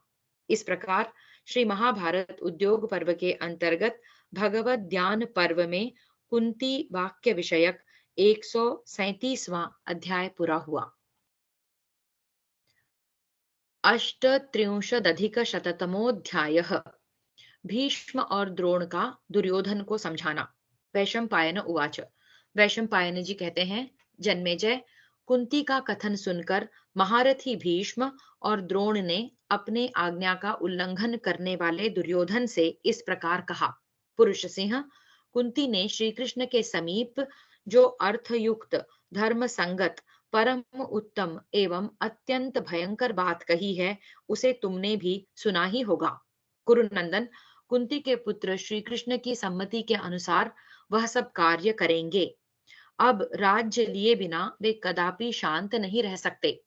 तुमने द्यूत क्रीड़ा के समय धर्म के बंधन में बंधे हुए पांडवों को तथा कौरव सभा में द्रौपदी को भी भारी क्लेश पहुंचाया था, किंतु उन्होंने तुम्हारा वह सब अपराध चुपचाप सह लिया। अब अस्त्र विद्या में पारंगत अर्जुन और युद्ध का दृढ़ निश्चय रखने वाले भीमसेन को पाकर गांडीव धनुष, अक्षय बाणों से भरे हुए दो तरकस, दिव्य रथ और ध्वजा को हस्तगत करके बल और पराक्रम से संपन्न नकुल और सहदेव को युद्ध के लिए उद्युत देखकर तथा भगवान श्री कृष्ण को भी अपनी सहायता के रूप में पाकर युधिष्ठिर तुम्हारे पूर्व अपराधों को क्षमा नहीं करेंगे। महाबाहो, थोड़े ही दिनों पहले की बात है, परम बुद्धिमान अर्जुन ने विराट नगर के युद्ध में हम सब लोगों को परास्त कर दिया था। वह सब घटना तुम्हारी आंखों के सामने घटित हुई थी। कपिध्वज अर्जुन ने युद्ध में भयंकर कर्म करने वाले निवात कवच नामक दानवों को रुद्र देवता संबंधी पशुपात अस्त्र लेकर दग्ध कर डाला था। घोष यात्रा के समय ये कर्ण आदि योद्धा तुम्हारे साथ थे। तुम स्वयं भी रथ और कवच आदि से संपन्न थे, तथापि अर्जुन ने ही तुम्हें गंधर्वों के हाथ से छुड़ाया था। उनकी शक्ति को समझने के लिए यही उदाहरण पर्याप्त होगा। अतः भरत श्रेष्ठ, तुम अपने ही भाई पांडवों के साथ संधि कर लो। यह सारी पृथ्वी मौत की दाढ़ों के बीच में जा पहुंची है। तुम संधि के द्वारा इसकी रक्षा करो। तुम्हारे बड़े भाई युधिष्ठिर धर्मात्मा, दयालु, मधुर भाषी और विद्वान हैं। तुम अपने मन का सारा कलुष यहीं धो बहाकर उन पुरुष सिंह युधिष्ठिर की शरण में जाओ। जब पांडुपुत्र युधिष्ठिर यह देख लेंगे कि तुमने धनुष उतार दिया है और तुम्हारी टेढ़ी भौहें शांत एवं सीधी हो गई हैं तथा तुम क्रोध त्याग कर अपनी सहज शोभा से संपन्न हो रहे हो, तब हमें विश्वास हो जाएगा कि तुमने हमारे कुल में शांति स्थापित कर दी। शत्रुदमन, तुम अपने मंत्रियों के साथ पांडुकुमार राजा युधिष्ठिर के पास जाओ और पहले की ही भांति उनके हृदय से लग कर उन्हें प्रणाम करो। भीम के बड़े भाई कुंती पुत्र युधिष्ठिर तुम्हें प्रणाम करते देख आर्द्रवश अपने दोनों हाथों से पकड़कर हृदय से लगा लेंगे। जिनके कंधे सिंह के समान और भुजाएं बड़ी, गोलाकार तथा अधिक मोटी हैं, वे योद्धाओं में श्रेष्ठ भीमसेन भी तुम्हें अपनी दोनों भुजाओं में भरकर छाती से चिपका लें। शंख के समान ग्रीवा और कमल सदृश नेत्रों वाले निद्रा विजयी कुंती पुत्र धनंजय तुम्हें हाथ जोड़कर प्रणाम करें। इस भूतल पर जिनके रूप की कहीं तुलना नहीं है, वे अश्विनी कुमारों के पुत्र नरश्रेष्ठ नकुल सहदेव तुम्हारे प्रति गुरुजनोचित प्रेम और आदर का भाव लेकर तुम्हारी सेवा में उपस्थित हों।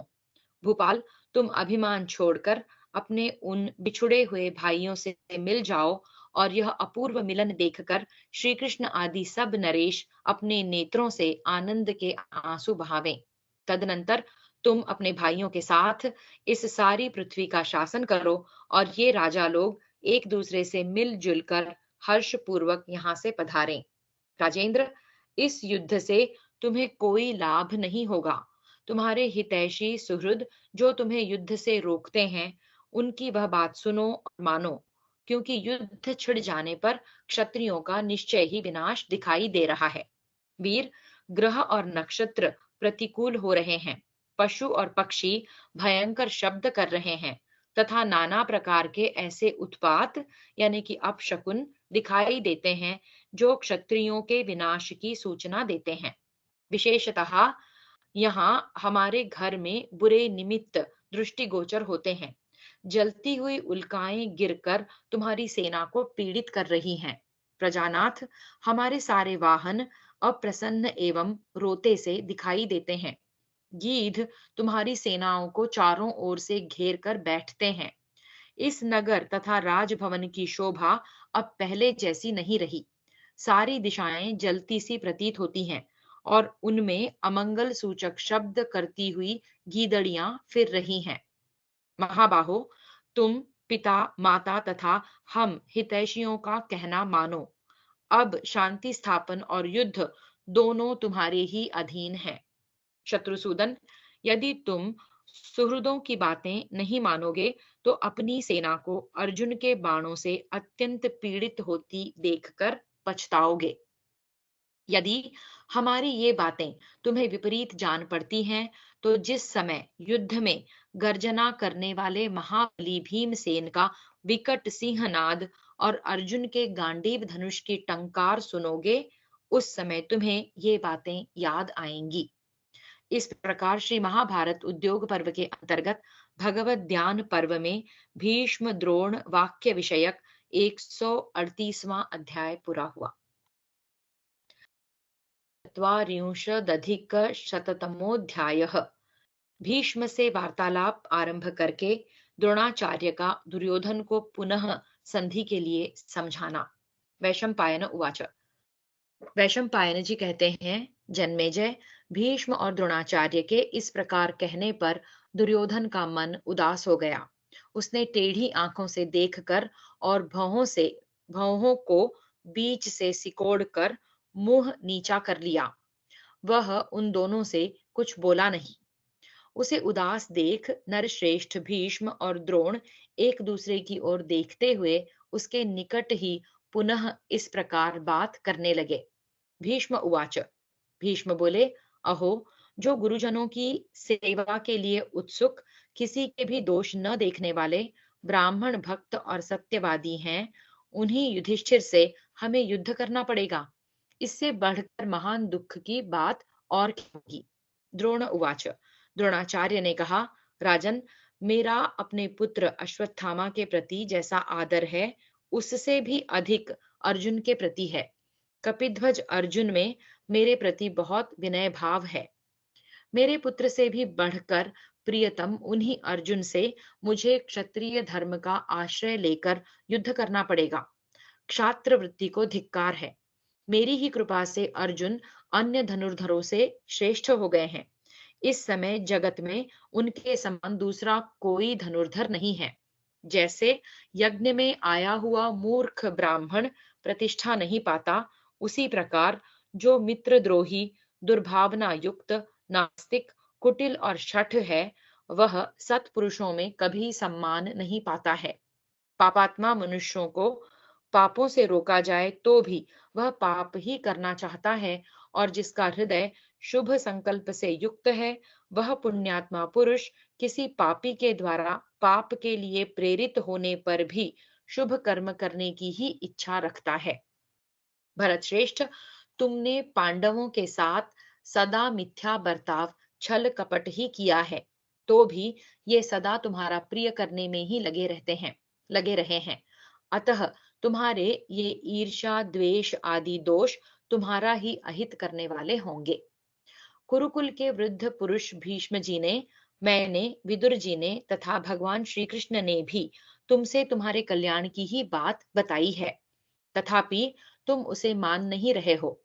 जैसे कोई अविवेकी मनुष्य वर्षा काल में बढ़े हुए ग्राह और मकर आदि जल जंतुओं से युक्त गंगा जी के वेग को दोनों बाहों से तैरना चाहता हो, उसी प्रकार तुम मेरे पास बल है ऐसा समझकर पांडव सेना को सहसा लांघ जाने की इच्छा रखते हो। जैसे कोई दूसरे का छोड़ा हुआ वस्त्र पहन ले और उसे अपना मानने लगे, उसी प्रकार तुम त्यागी हुई माला की भांति युधिष्ठिर की राजलक्ष्मी को पाकर अब उसे लोभवश अपनी समझते हो। अपने अस्त्र शस्त्रधारी भाइयों से घिरे हुए द्रौपदी सहित पांडुनंदन युधिष्ठिर वन में रहें, तो भी उन्हें राज्य सिंहासन पर बैठा हुआ कौन नरेश युद्ध में जीत सकेगा। समस्त राजा जिनकी आज्ञा में किंकर की भांति खड़े रहते हैं, उन्हीं राज कुबेर से मिलकर धर्मराज युधिष्ठिर उनके साथ विराजमान हुए थे। कुबेर के भवन में जाकर भांति भांति के रत्न ले, अब पांडव तुम्हारे समृद्धिशाली राष्ट्र पर आक्रमण करके अपना राज्य वापस लेना चाहते हैं। हम दोनों ने तो दान, यज्ञ और स्वाध्याय कर लिए, धन से ब्राह्मणों को तृप्त कर लिया। अब हमारी आयु समाप्त हो चुकी है, अतः हमें तो तुम कृतकृत्य ही समझो। परंतु तुम पांडवों से युद्ध ठानकर सुख, राज्य, मित्र और धन सब कुछ खोकर बड़े भारी संकट में पड़ जाओगे। तपस्या एवं घोर व्रत का पालन करने वाली सत्यवादिनी देवी द्रौपदी, जिनकी विजय की कामना करती है, उन पांडुनंदन युधिष्ठिर को तुम कैसे जीत सकोगे? भगवान श्री कृष्ण, जिनके मंत्री और समस्त शस्त्रधारियों में श्रेष्ठ अर्जुन, जिनके भाई हैं, उन पांडुपुत्र युधिष्ठिर को तुम कैसे जीतोगे? धैर्यवान और जितेंद्रिय ब्राह्मण, जिनके सहायक हैं, उन उग्र तपस्वी वीर पांडवों को तुम कैसे जीत सकोगे? जिस समय अपने बहुत से सुहृद संकट के समुद्र में डूब रहे हों, उस समय कल्याण की इच्छा रखने वाले एक सुहृद का जो कर्तव्य है, उस अवसर पर उसे जैसी बात कहनी चाहिए, वह यद्यपि पहले कही जा चुकी है, तथापि मैं उसे दोबारा कहूंगा। राजन, युद्ध से तुम्हें कोई लाभ नहीं होगा। तुम कुरुकुल की वृद्धि के लिए उन वीर पांडवों के साथ संधि कर लो। पुत्रों, मंत्रियों तथा सेनाओं सहित यमलोक में जाने की तैयारी ना करो। इस प्रकार श्री महाभारत उद्योग पर्व के अंतर्गत भगवत ज्ञान पर्व में भीष्म द्रोण वाक्य विषयक 139वां अध्याय पूरा हुआ। चत्वारिंशदधिकशततमोऽध्यायः। भगवान श्री कृष्ण का कर्ण को पांडव पक्ष में आ जाने के लिए समझाना। धृतराष्ट्र उवाच।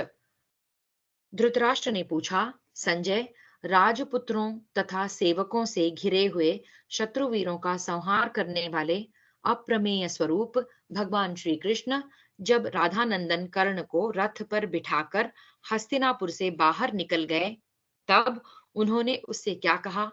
गोविंद ने सूतपुत्र कर्ण को क्या सांत्वनाएं दी?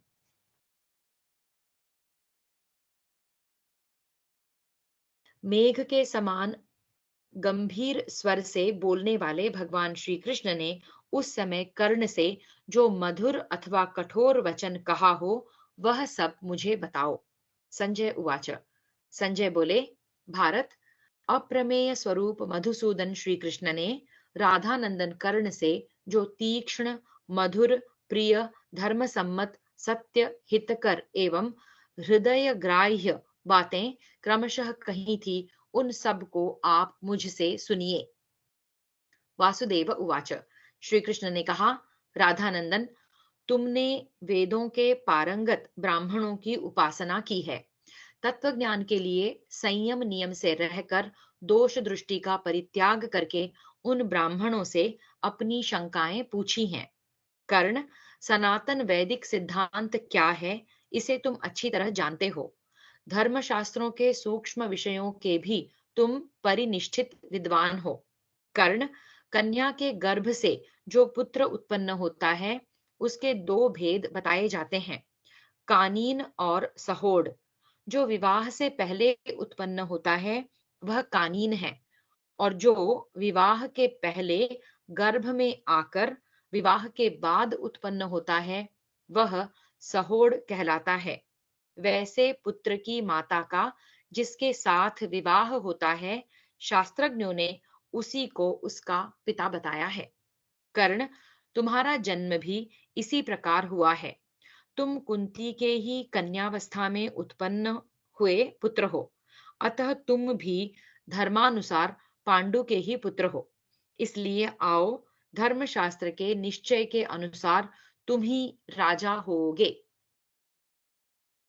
पिता के पक्ष में कुंती के सभी पुत्र तुम्हारे सहायक हैं, और मातृ पक्ष में समस्त वृष्णि वंशी तुम्हारे साथ हैं।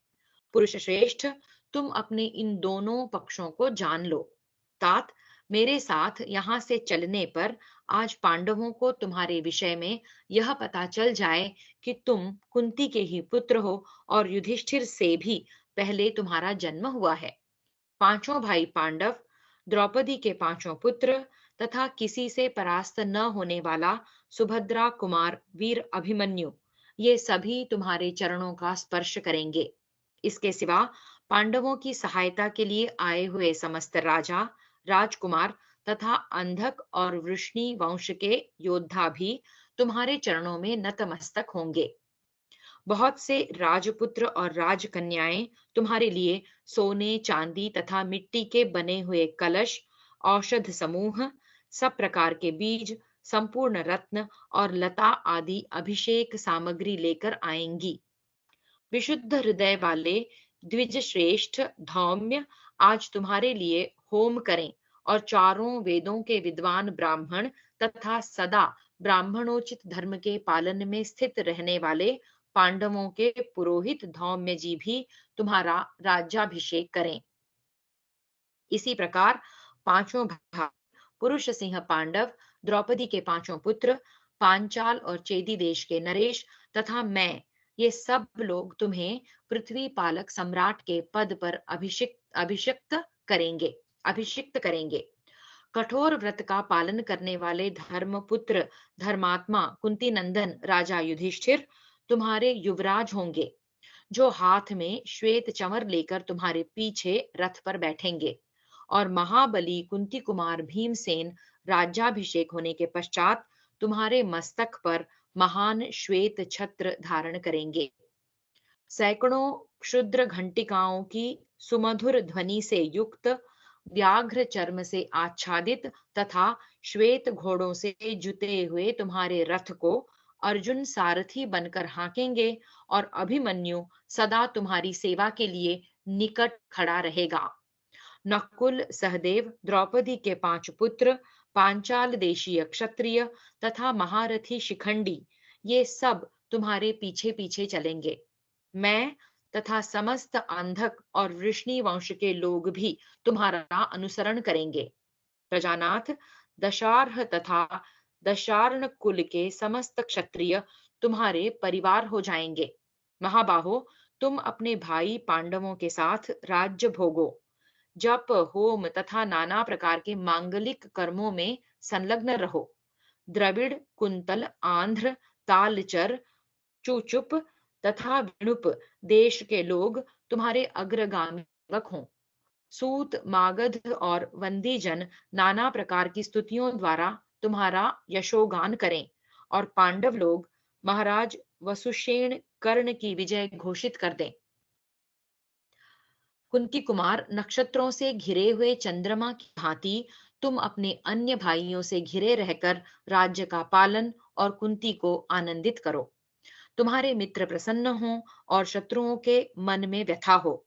कर्ण आज से अपने भाई पांडवों के साथ तुम्हारा एक अच्छे बंधु की भांति स्नेहपूर्ण बर्ताव हो। इस प्रकार श्री महाभारत उद्योग पर्व के अंतर्गत भगवत ज्ञान पर्व में श्री कृष्ण वाक्य विषयक 140वां अध्याय पूरा हुआ। एकचत्वारिंशदधिकशततमोऽध्यायः।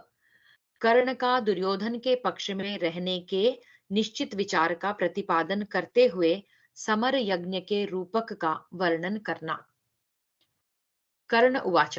कर्ण ने कहा, केशव, आपने सौहार्द, प्रेम, मैत्री और मेरे हित की इच्छा से जो कुछ कहा है वह निस्संदेह ठीक है।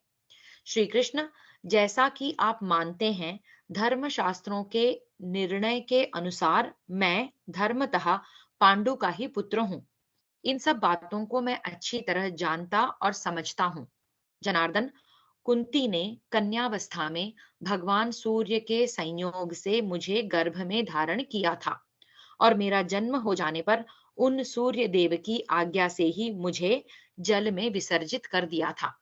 श्री कृष्ण, इस प्रकार मेरा जन्म हुआ है, अतः मैं धर्मतः पांडु का ही पुत्र हूँ, परंतु कुंती देवी ने मुझे इस तरह त्याग दिया जिससे मैं सकुशल नहीं रह सकता था।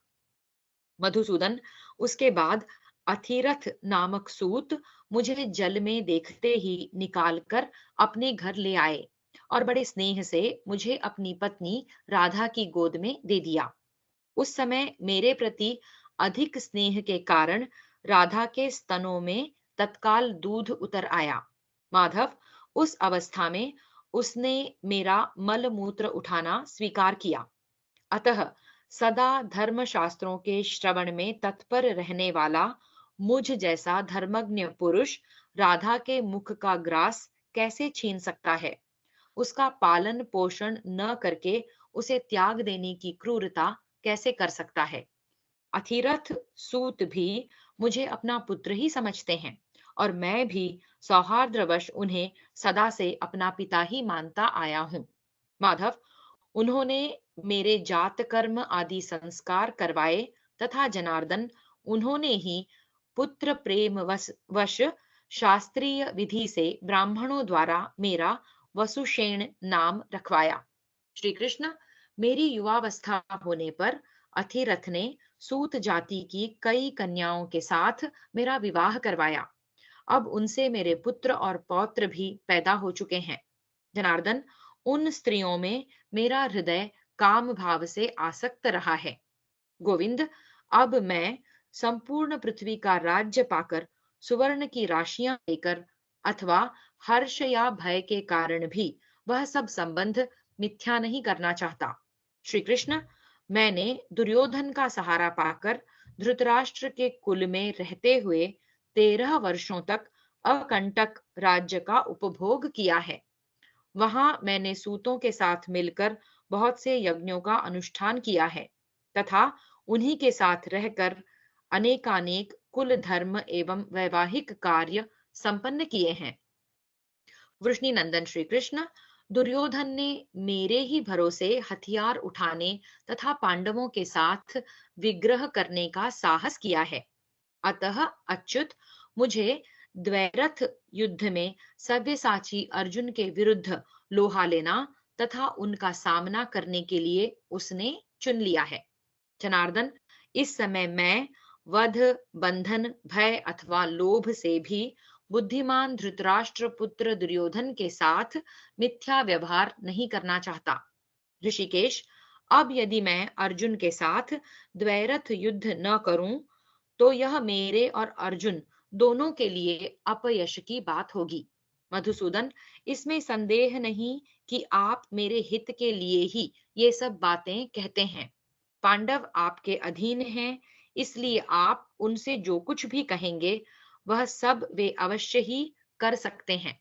परंतु मधुसूदन, मेरे और आपके बीच में जो यह गुप्त परामर्श हुआ है उसे आप यहीं तक सीमित रखें। यादव नंदन, ऐसा करने में ऐसा करने में ही मैं यहाँ सब प्रकार से हित समझता हूँ। अपनी इंद्रियों को संयम में रखने वाले धर्मात्मा राजा युधिष्ठिर यदि यह जान लेंगे कि मैं कर्ण, कुंती का प्रथम पुत्र हूँ, तब वे राज्य ग्रहण नहीं करेंगे। शत्रु दमन मधुसूदन, इस दशा में मैं उस समृद्धिशाली विशाल राज्य को पाकर भी दुर्योधन को ही सौंप दूंगा। मैं भी यही चाहता हूँ कि जिनके नेता ऋषिकेश और योद्धा अर्जुन हैं, वे धर्मात्मा युधिष्ठिर ही सर्वदा राजा बने रहें। माधव, जनार्दन, जिनके सहायक महारथी भीम, नकुल, सहदेव, द्रौपदी के पांचों पुत्र, पांचाल राजकुमार धृष्टद्युम्न, महारथी सात्यकी, उत्तमौजा, युधामन्यु, सौमक वंशी सत्यधर्मा, चेदिराज धृष्टकेतु, चेकितान, अपराजित वीर शिखंडी, इंद्रगोप के समान वर्ण वाले पांचों भाई केकय राजकुमार, इंद्रधनुष के समान रंग वाले महामना कुंती भोज, भीमसेन के मामा महारथी शेनजित, विराट पुत्र शंख तथा अक्षय निधि के समान आप हैं, उन्हीं युधिष्ठिर के अधिकार में यह सारा भूमंडल तथा कौरव राज्य रहेगा। श्री कृष्ण, दुर्योधन ने यह क्षत्रियों का बहुत बड़ा समुदाय एकत्र कर लिया है तथा समस्त राजाओं में विख्यात एवं उज्जवल यह कुरु देश का राज्य भी उसे प्राप्त हो गया है। जनार्दन, वृष्णिनंदन, अब दुर्योधन के यहाँ एक शस्त्र यज्ञ होगा जिसके साक्षी आप होंगे। श्री कृष्ण, उस यज्ञ में अर्ध्वर्यु का काम भी आपको ही करना होगा। कवच आदि से सुसज्जित कपिध्वज अर्जुन इसमें होता बनेंगे। गांडीव धनुष श्रुआ का काम करेगा और विपक्षी वीरों का पराक्रम ही हवनीय घृत होगा। माधव, सब्यसाची अर्जुन द्वारा प्रयुक्त होने वाले ऐन्द्र, पाशुपत, ब्राह्म और स्थूणाकर्ण आदि अस्त्र ही वेद मंत्र होंगे। सुभद्रा कुमार अभिमन्यु भी अस्त्र विद्या में अपने पिता का ही अनुसरण करने वाला अथवा पराक्रम में उनसे भी बढ़कर है। वह इस शस्त्र यज्ञ में उत्तम स्तोत्र गान या उद्गात उद्गात्र कर्म उद्गात्र कर्म की पूर्ति करेगा। अभिमन्यु ही उद्गाता और महाबली नरश्रेष्ठ भीमसेन ही प्रस्तोता होंगे, जो रणभूमि में गर्जना करते हुए शत्रु पक्ष के हाथियों की सेना का विनाश कर डालेंगे। वे धर्मात्मा राजा युधिष्ठिर ही सदा जप और होम में संलग्न रहकर इस यज्ञ में ब्रह्मा का कार्य संपन्न करेंगे। मधुसूदन शंख, मुरज तथा भेरियों के शब्द और उच्च स्वर से किए हुए सिंहनाद ही सुब्रह्मण्य नाद होंगे। माद्री के यशस्वी पुत्र महापराक्रमी नकुल सहदेव उसमें भली भांति शामित्र कर्म का संपादन करेंगे। गोविंद, जनार्दन विचित्र ध्वज दंडों से सुशोभित निर्मल रथ पंक्तियां ही इस रण यज्ञ में यूपों का काम करेंगी। कर्णी, नालीक, नाराच और वत्सदंत आदि बाण उपबृंहण सोमाहुति के साधनभूत चमस आदि पात्र होंगे। तोमर सोम कलश का और धनुष पवित्री का काम करेंगे। श्री कृष्ण उस यज्ञ में खड्ग ही कपाल, शत्रुओं के मस्तक ही पुरोडाश तथा रुधिर ही हविष्य होंगे। निर्मल शक्तियां और गदाएं सब ओर बिखरी हुई समिधाएं होंगी।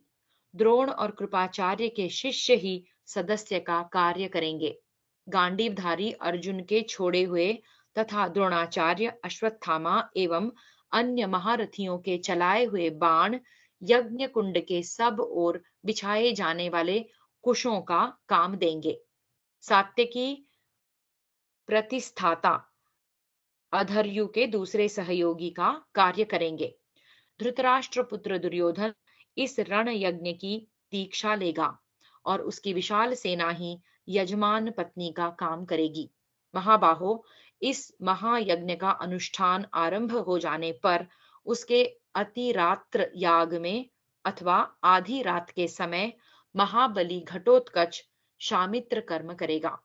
श्री कृष्ण जो श्रौत यज्ञ के आरंभ में ही साक्षात अग्निकुंड से प्रकट हुआ था, वह प्रतापी वीर धृष्टद्युम्न इस यज्ञ की दक्षिणा का कार्य संपादन करेगा। श्री कृष्ण, मैंने जो धृतराष्ट्र पुत्र दुर्योधन का प्रिय करने के लिए पांडवों को बहुत से कटु वचन सुनाए हैं, उस अयोग्य कर्म के कारण आज मुझे बड़ा पश्चाताप हो रहा है। श्री कृष्ण, जब आप सव्यसाची अर्जुन के हाथ से मुझे मारा गया देखेंगे, उस समय इस यज्ञ का पुनश्चिति कर्म, यज्ञ के अनंतर किया जाने वाला चयनारंभ संपन्न होगा। जब पांडुनंदन भीमसेन सिंहनाद करते हुए दुशासन का रक्तपान करेंगे, उस समय इस यज्ञ का सुत्य यानी कि सोमाभिषव कर्म पूरा होगा। जनार्दन, जब दोनों पांचाल राजकुमार धृष्टद्युम्न और शिखंडी द्रोणाचार्य और भीष्म को मार गिराएंगे, उस समय इस रण यज्ञ का अवसान यानी बीच बीच में होने वाला विराम कार्य संपन्न होगा। माधव, जब महाबली भीमसेन दुर्योधन का वध करेंगे, उस समय धृतराष्ट्र पुत्र का प्रारंभ किया हुआ यह यज्ञ समाप्त हो जाएगा।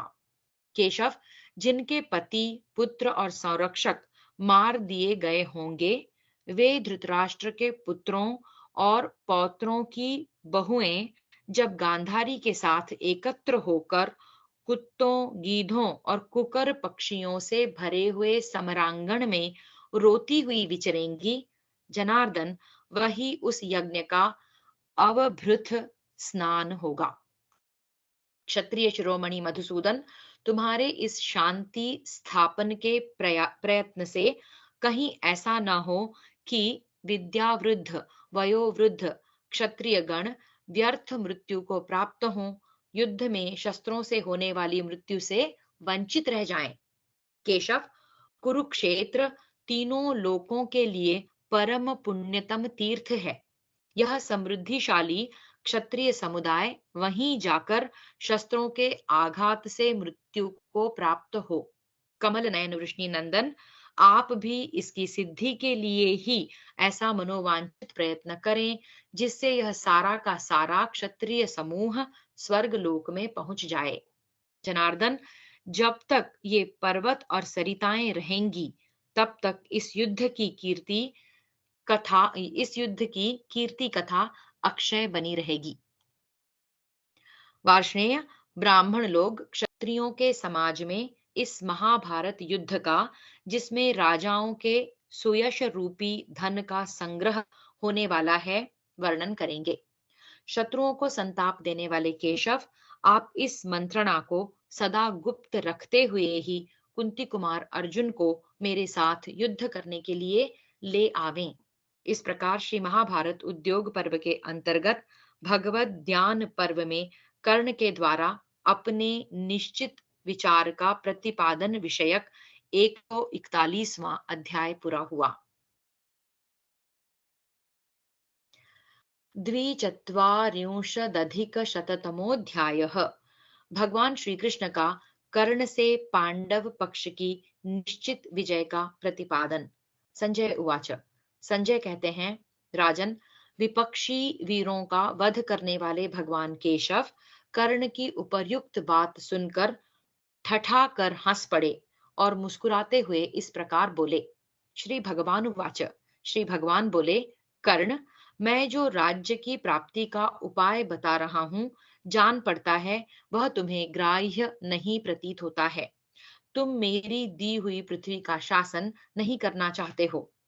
पांडवों की विजय अवश्यंभावी है, इस विषय में कोई भी संशय नहीं है।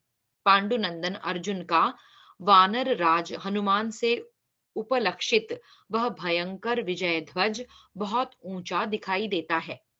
विश्वकर्मा ने उस ध्वज में दिव्य माया की रचना की है। वह ऊंची ध्वजा इंद्र ध्वज के समान प्रकाशित होती है। उसके ऊपर विजय की प्राप्ति कराने वाले दिव्य एवं भयंकर प्राणी दृष्टिगोचर होते हैं। कर्ण, धनंजय का वह अग्नि के समान तेजस्वी तथा कांतिमान ऊंचा ध्वज 1 योजन लंबा है। वह ऊपर अथवा अगल बगल में पर्वतों तथा वृक्षों से कहीं अटकता नहीं है। कर्ण, जब युद्ध में मुझ श्री कृष्ण को सारथी बनाकर आए हुए श्वेत वाहन अर्जुन को तुम ऐन्द्र, आग्नेय तथा वायव्य अस्त्र प्रकट करते देखोगे, और जब गांडीव की वज्र गर्जना के समान भयंकर टंकार तुम्हारे कानों में पड़ेगी, उस समय तुम्हें सत्ययुग, त्रेता और द्वापर की प्रतीति नहीं होगी। केवल कलह स्वरूप भयंकर कली ही दृष्टिगोचर होगा। जब तप और होम में लगे हुए कुंती पुत्र युधिष्ठिर को संग्राम में अपनी विशाल सेना की रक्षा करते तथा सूर्य के समान दुर्धर्ष होकर शत्रु सेना को संतप्त करते देखोगे, उस समय तुम्हें सत्ययुग, त्रेता और द्वापर की प्रतीति नहीं होगी। जब तुम युद्ध में महाबली भीमसेन को दुशासन का रक्त पीकर नाचते तथा मद की धारा बहाने वाले गजराज के समान उन्हें शत्रु पक्ष की गज सेना का संहार करते देखोगे, उस समय तुम्हें सत्ययुग, त्रेता और द्वापर की प्रतीति नहीं होगी। जब तुम देखोगे कि युद्ध में आचार्य द्रोण, शांतनु नंदन भीष्म, कृपाचार्य, राजा दुर्योधन और सिंधुराज जयद्रथ जो ही युद्ध के लिए आगे बढ़े हैं, त्यों ही सव्यसाची अर्जुन ने तुरंत उन सब की गति रोक दी है, तब तुम हक्के बक्के से रह जाओगे और उस समय तुम्हें सत्ययुग, त्रेता और द्वापर कुछ भी सूझ नहीं पड़ेगा।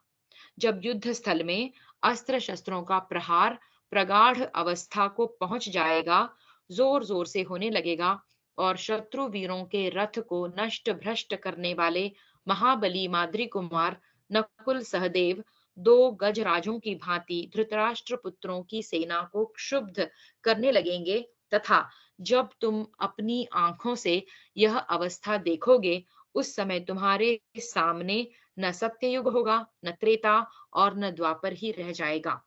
कर्ण, तुम यहाँ से जा आचार्य द्रोण, शांतनु नंदन भीष्म और कृपाचार्य से कहना कि यह सौम्य सुखद मास चल रहा है। इसमें पशुओं के लिए घास और जलाने के लिए लकड़ी आदि वस्तुएं सुगमता से मिल सकती हैं। सब प्रकार की औषधियों तथा फल फूलों से वन की समृद्धि बढ़ी हुई है।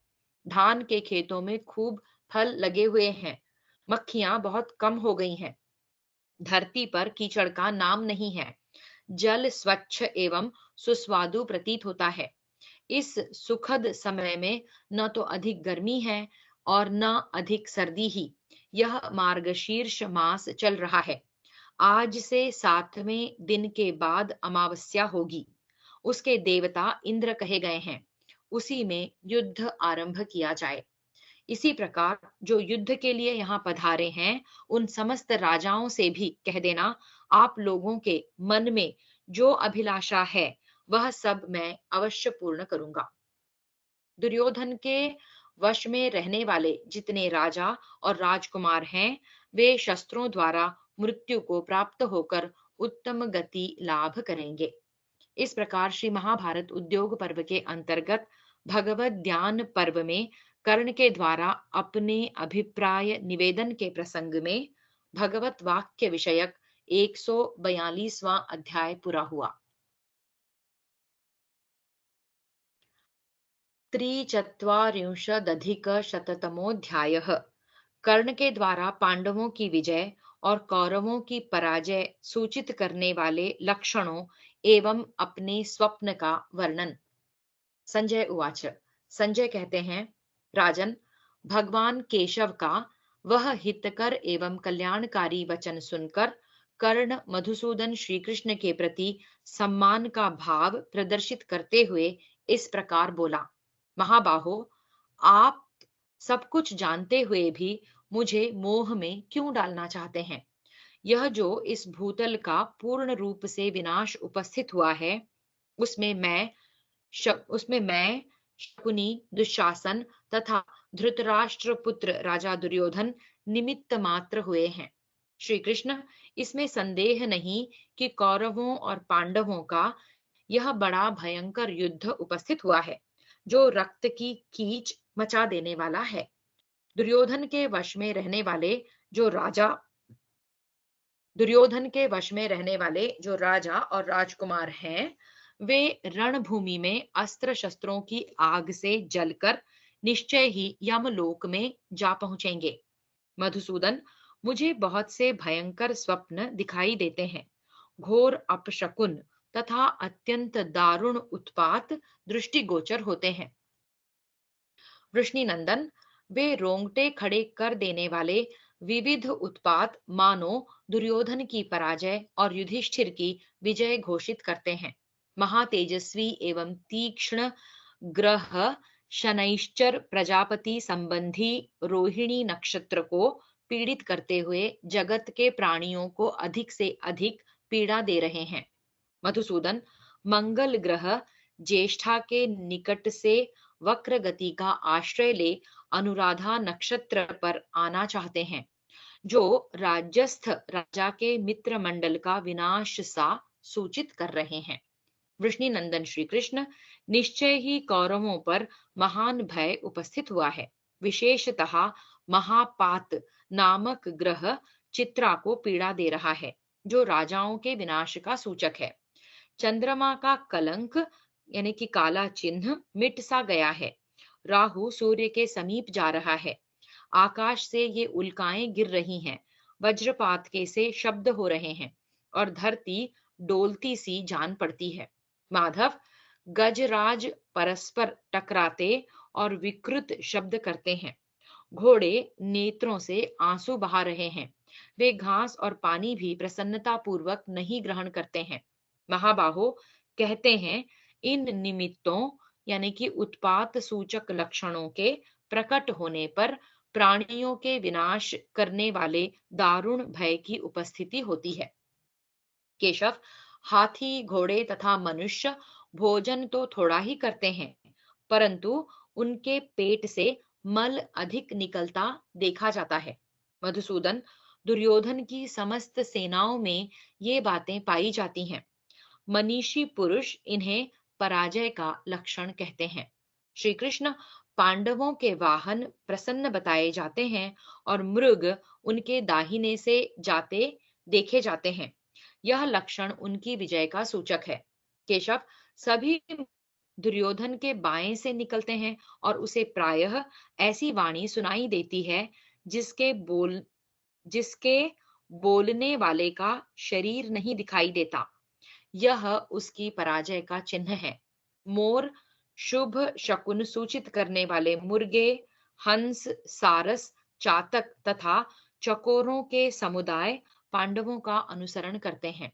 इसी प्रकार गीध, कंक, बक, शेन यानी कि बाज, राक्षस, भेड़िए तथा मक्खियों के समूह कौरवों के पीछे दौड़ते हैं। दुर्योधन की सेनाओं में बजाने पर भी भेड़ियों के शब्द प्रकट नहीं होते हैं और पांडवों के डंके बिना बजाए ही बज उठते हैं।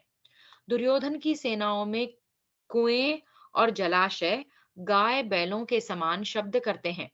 यह उसकी पराजय का लक्षण है। माधव बादल आकाश से मांस और रक्त की वर्षा करते हैं। अंतरिक्ष में चाहर दीवारी, खाई, वप्र और सुंदर फाटकों सहित सूर्य युक्त गंधर्व नगर प्रकट दिखाई देता है।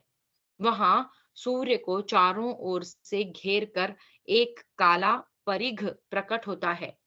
सूर्योदय और सूर्यास्त दोनों संध्याओं के समय एक गीदड़ी महान भय की सूचना देती हुई भयंकर आवाज में रोती है। यह भी कौरवों की पराजय का लक्षण है। मधुसूदन एक पांख, एक आंख और एक पैर वाली पक्षी अत्यंत भयंकर शब्द करते हैं। यह भी कौरव पक्ष की पराजय का ही लक्षण है। संध्या काल में काली ग्रीवा और लाल पैर वाले भयानक पक्षी सामने आ जाते हैं। वह भी पराजय का ही चिन्ह है। मधुसूदन दुर्योधन पहले ब्राह्मणों से द्वेष करता है, फिर गुरुजनों से तथा अपने प्रति भक्ति रखने वाले भृत्यों से भी द्रोह करने लगता है। यह उसकी पराजय का ही लक्षण है। श्री कृष्ण पूर्व दिशा लाल, दक्षिण दिशा शस्त्रों के समान रंग वाली काली, पश्चिम दिशा मिट्टी के कच्चे बर्तनों की भांति मटमैली तथा उत्तर दिशा शंख के समान श्वेत दिखाई देती है। इस प्रकार ये दिशाओं के पृथक पृथक वर्ण बताए गए हैं। माधव दुर्योधन को इन उत्पातों का दर्शन तो होता ही है, उसके लिए सारी दिशाएं भी प्रज्वलित सी होकर महान भय की सूचना दे रही हैं। अच्युत मैंने स्वप्न के अंतिम भाग में युधिष्ठिर को 1000 खंभों वाले महल पर भाइयों सहित चढ़ते देखा है। उन सब के सिर पर सफेद पगड़ी और अंगों में श्वेत वस्त्र शोभित दिखाई दिए हैं। मैंने उन सब के आसनों को भी श्वेत वर्ण का ही देखा है। जनार्दन श्री कृष्ण, मैंने स्वप्न के अंत में आपकी इस पृथ्वी को भी रक्त से मलिन और आंत से लिपटी हुई देखा है। मैंने स्वप्न में देखा अमित तेजस्वी युधिष्ठिर सफेद हड्डियों के ढेर पर बैठे हुए हैं और सोने के पात्र में रखी हुई घृत मिश्रित खीर को बड़ी प्रसन्नता के साथ खा रहे हैं। मैंने यह भी देखा कि युधिष्ठिर इस पृथ्वी को अपना ग्रास बनाए जा रहे हैं। अतः यह निश्चित है कि आपकी दी हुई वसुंधरा का वे ही उपभोग करेंगे। भयंकर कर्म करने वाले नरश्रेष्ठ भीमसेन भी हाथ में गदा लिए ऊंचे पर्वत पर आरूढ़ हो इस पृथ्वी को ग्रसते हुए से स्वप्न में दिखाई दिए हैं। अतः यह स्पष्ट रूप से जान पड़ता है कि वे इस महायुद्ध में हम सब लोगों का संहार कर डालेंगे। ऋषिकेश, मुझे यह भी विदित है कि जहां धर्म है उसी पक्ष की विजय होती है। श्री कृष्ण, इसी प्रकार गांडीवधारी धनंजय भी आपके साथ श्वेत गजराज पर आरूढ़ हो अपनी परम कांति से प्रकाशित होते हुए मुझे स्वप्न में दृष्टिगोचर हुए हैं। अतः श्री कृष्ण, आप सब लोग इस युद्ध में दुर्योधन आदि समस्त राजाओं का वध कर डालेंगे, इसमें मुझे संशय नहीं है। नकुल, सहदेव तथा महारथी सात्यकी, ये तीन नरश्रेष्ठ मुझे स्वप्न में श्वेत भुजबंध, श्वेत कंठहार, श्वेत वस्त्र और श्वेत मालाओं से विभूषित हो उत्तम नरयान यानी कि पालकी पर चढ़े दिखाई दिए हैं। ये तीनों ही श्वेत छत्र और श्वेत वस्त्रों से सुशोभित थे। जनार्दन, दुर्योधन की सेनाओं में से मुझे तीन ही व्यक्ति स्वप्न में श्वेत पगड़ी से सुशोभित दिखाई दिए हैं। केशव, आप उनके नाम मुझसे जान ले। वे हैं अश्वत्थामा, कृपाचार्य और यादव कृतवर्मा। माधव, अन्य सब नरेश मुझे लाल पगड़ी धारण किए दिखाई दिए हैं। महाबाहु महाबाहु जनार्दन, मैंने स्वप्न में देखा भीष्म और द्रोणाचार्य दोनों महारथी मेरे तथा दुर्योधन के साथ ऊंट जुते हुए रथ पर आरूढ़ हो दक्षिण दिशा की ओर जा रहे थे। विभो, इसका फल यह होगा कि हम लोग थोड़े ही दिनों में यमलोक पहुंच जाएंगे। मैं, अन्यान्य नरेश तथा वह सारा क्षत्रिय समाज सबके सब गांडीव की अग्नि में प्रवेश कर जाएंगे, इसमें संशय नहीं है। श्री कृष्ण उवाच। श्री कृष्ण बोले, कर्ण, निश्चय ही अब इस पृथ्वी का विनाश काल उपस्थित हो गया है, इसलिए मेरी बात तुम्हारे हृदय तक नहीं पहुंचती है। तात, जब समस्त प्राणियों का विनाश निकट आ जाता है, तब अन्याय भी न्याय के समान प्रतीत होकर हृदय से निकल नहीं पाता है। कर्ण उवाच। कर्ण बोला, महाबाहु श्री कृष्ण, वीर क्षत्रियों का नाश करने वाले इस महायुद्ध से पार होकर यदि हम जीवित बच गए तो पुनः आपका दर्शन करेंगे। अथवा श्री कृष्ण, जब हम लोग स्वर्ग में ही अथवा श्री कृष्ण अब हम लोग स्वर्ग में ही मिलेंगे, यह निश्चित है। अनघ, वहां आज की ही भांति पुनः आपसे हमारी भेंट होगी। संजय उवाच। संजय कहते हैं, ऐसा कहकर कर्ण भगवान श्री कृष्ण का प्रगाढ़ आलिंगन करके उनसे विदा ले रथ के पिछले भाग से उतर गया। तदनंतर अपने सुवर्ण भूषित रथ पर आरूढ़ हो राधानंदन कर्ण दीन चित्त होकर हम लोगों के साथ लौट आया। तदनंतर सात्यकी सहित श्री कृष्ण सारथी से बार बार चलो चलो ऐसा कहते हुए अत्यंत तीव्र गति से उपप्लव्य नगर की ओर चल दिए। इस प्रकार श्री महाभारत उद्योग पर्व के अंतर्गत भगवत ज्ञान पर्व में कर्ण के द्वारा अपने अभिप्राय निवेदन के प्रसंग में भगवत वाक्य विषयक 143वां अध्याय पूरा हुआ। हरि ओम।